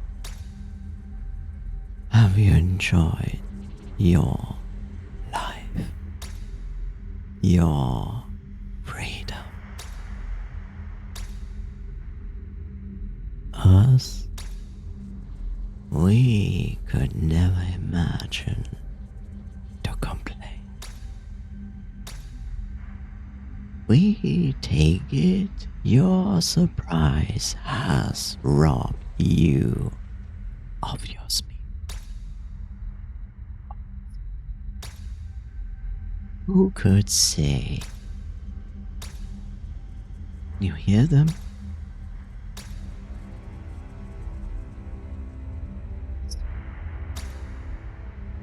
Your soul will rest in the eternal flow.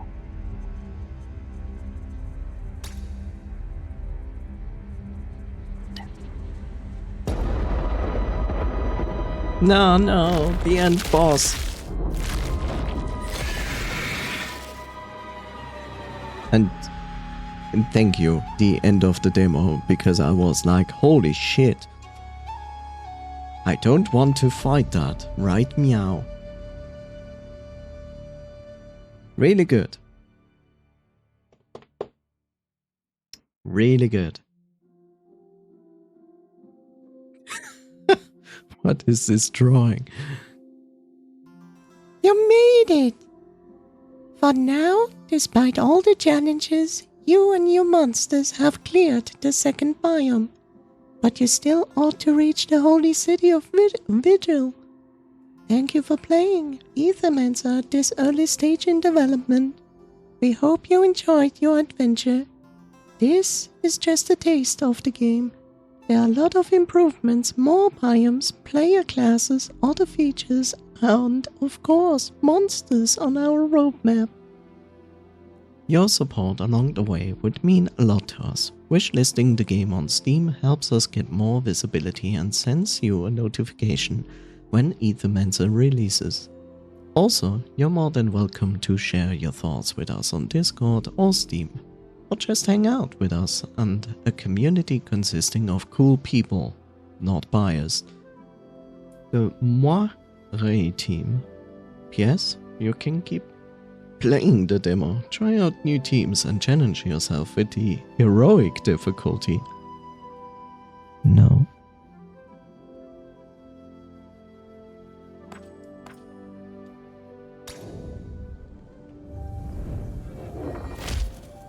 Congratulations on beating the demo. As a reward, you can have this memento.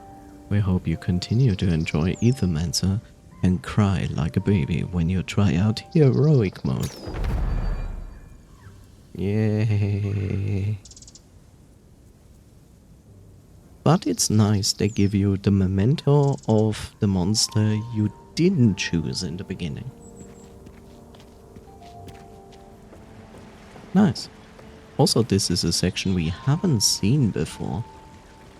Welcome to Pilgrim's Rest, home to many different characters. This is also we also took inspiration in Demon Souls, because this is nothing else than a nexus. Some of them can offer you permanent upgrades that will benefit you on your future runs, such as soul bonds offered by Lily the Witch. Try talking to some people and see what they offer you. No.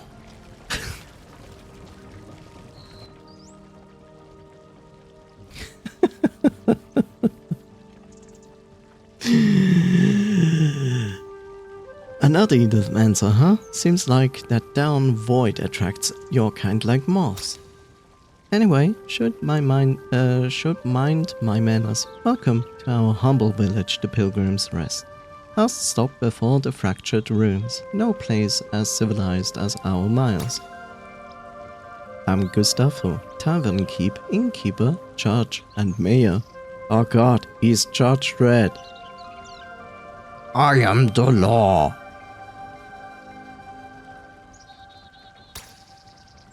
Likewise. Anyways, as I was saying, another one of your kind arrived here just yesterday. There by the cliff just up ahead. Said they're an envoy or some such, here to study the void. Strange one. A lot of pilgrims come here through, you know. Never bothered to make the trip to the holy city myself. Truth to be told, but I hear it's magnificent. And it's not the end of the world anyway.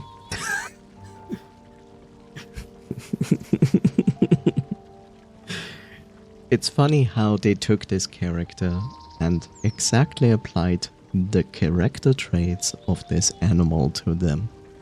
Because that is exactly the thing. Shit, what is the name of it again? Come on.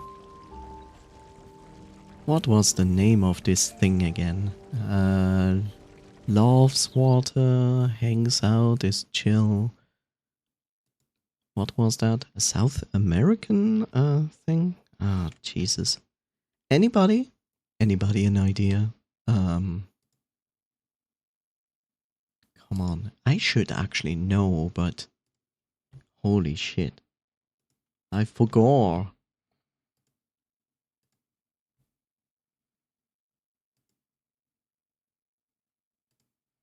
I actually forgot.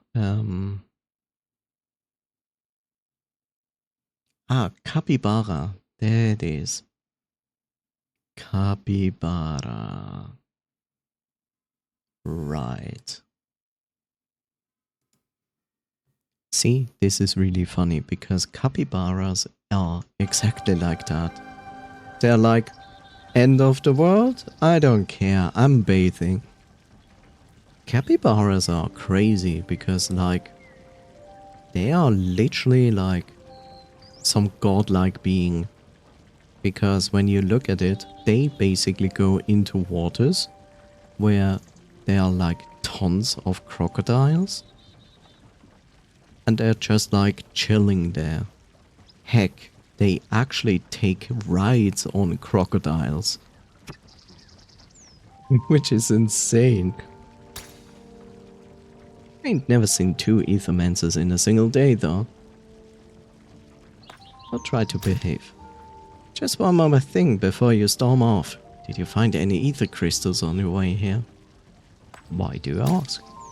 It's no secret that those crystals are valuable to our kind. Pilgrim's Rest would prosper if we had a steady supply of them. Okay, so you have your nexus, and I will make now the assumption you build more houses. And I'm sure I could put in a good word for you with the folks around here in exchange. You get what I'm saying? If I give you ether crystals, people around here will help me out in my mission, got it? Some of the others around here also wouldn't mind sharing their services with you in exchange for those crystals. Let me put it in plain terms. Lily, the witch, and Alioth, the envoy, seem interested in ether crystals as well. But why don't you and I try to make a deal first? You looking to make a deal today, Cyrix? Of course, as provisional mayor of the Pilgrim's Rest, I'll see to the lawful distribution of those ether crystals, as well to your recognition as our benefactor. Gustavo can grant you perks that will benefit you on your future runs of the void, granting you additional resources and improving services of the characters you meet in the void. Let's make a deal. Let's just at least look at it. Okay, so he gives me passives. And this is page 1 of 1. So they can extend those pages as much as they want. We don't know this. Anti-corruption meal. Upgrades the monster meal to cleanse 5 additional corruption from each monster. Okay. Upgrades the monster meal to additionally increase the max health of each monster by 5. That's pretty neat. But merchant discount. Merchant will offer 1 additional discount. Okay, that's worthwhile. Inventory upgrade. Okay, I see. Okay, let me walk around. Where's that blasted fool? He was supposed to be here several minutes ago.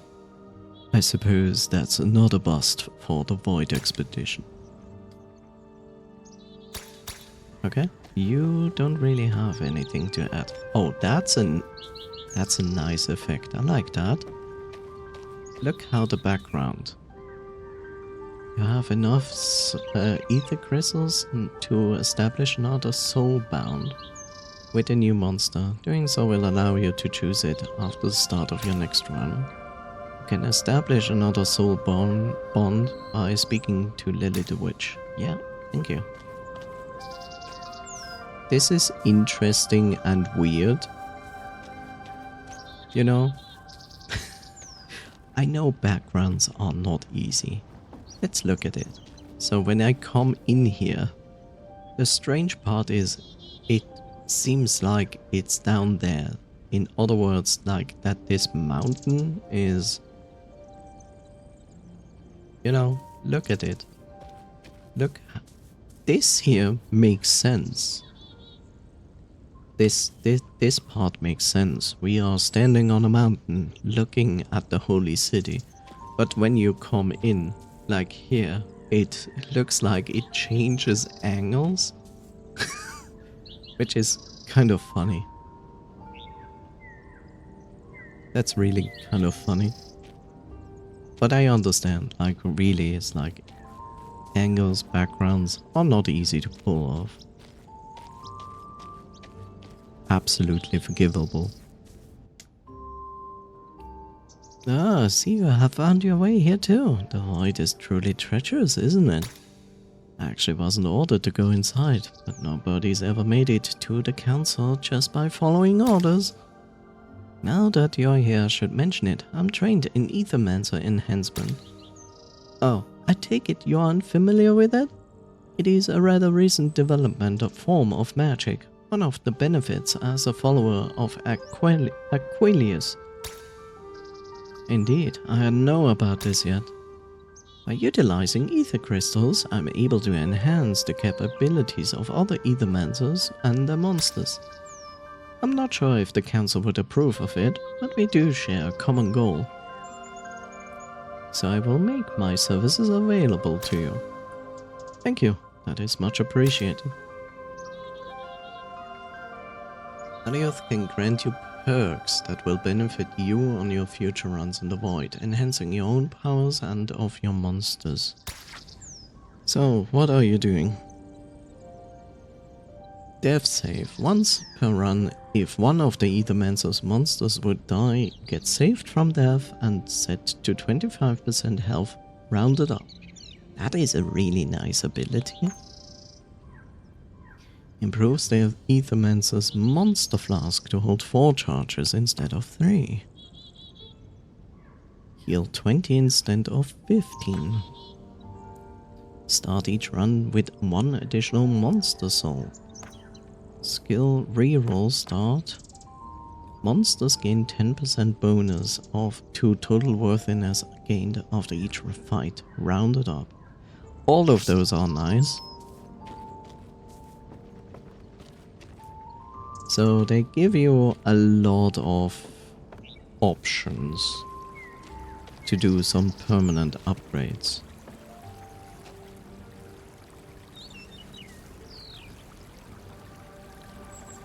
To some degree, I kind of want some movement on this water, but that is really low priority for this game.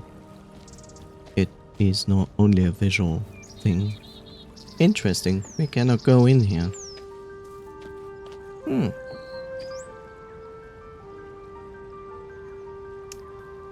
Ha.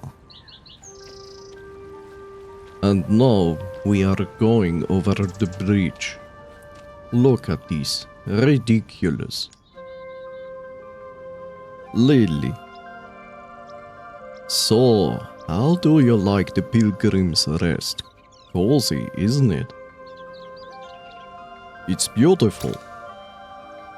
It is, isn't it? It's amazing what these people have to manage to build here. I hope a lot of people don't give you too many odd looks. I think a lot of them doubt that the Aethermancer would help us out.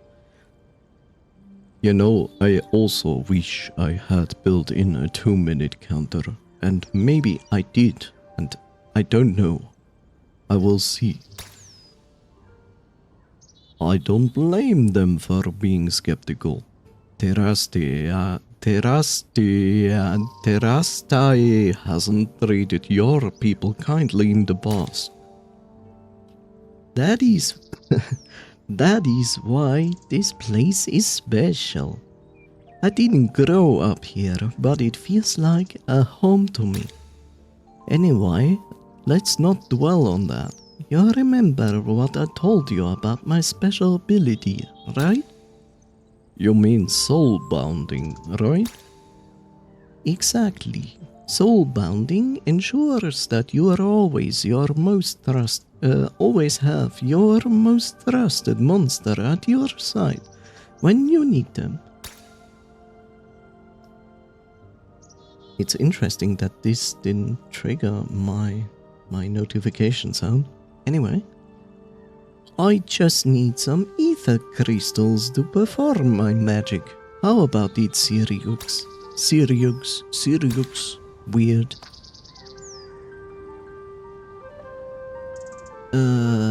Okay. I see. So you can enforce which monster is going to be with you in the beginning, right from the start. That's not bad.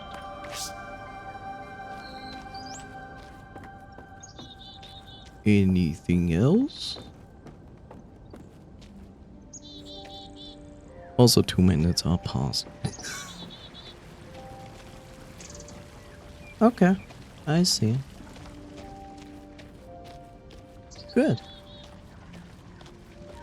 I'm not going to do another run right now. I'm not. In general, I was interested in this. I wasn't convinced if I really like this, because I don't play too many turn-based games anymore, so I wasn't sure if I would like this. But this is basically taking the rogue hybrid and smashes it into like partially Pokémon and builds a lot of own ideas into the entire thing. So yes, I really like it. I have a few critique points at the about the game, but they are really small ones where say like those are easy fixable until the release. Completely fine. Nothing broke the game. The game didn't crash. Nothing. Performance was good. Some missing sounds, but that is forgivable because this is a demo. So yes, this demo convinced me that I wanna have this game, so I will definitely put it on my wish list. And if you saw this and got an impression of it and feel like, could be interesting, then download, if potentially you can, download the demo, try it out for yourself, build your own opinion on it. But if you really like it and you intend to get it, do wishlist it on Steam, because yes, that is no joke, wishlisting on Steam does help the developer. So yeah, that took again longer than I thought. But I'm not complaining, I really enjoyed the experience.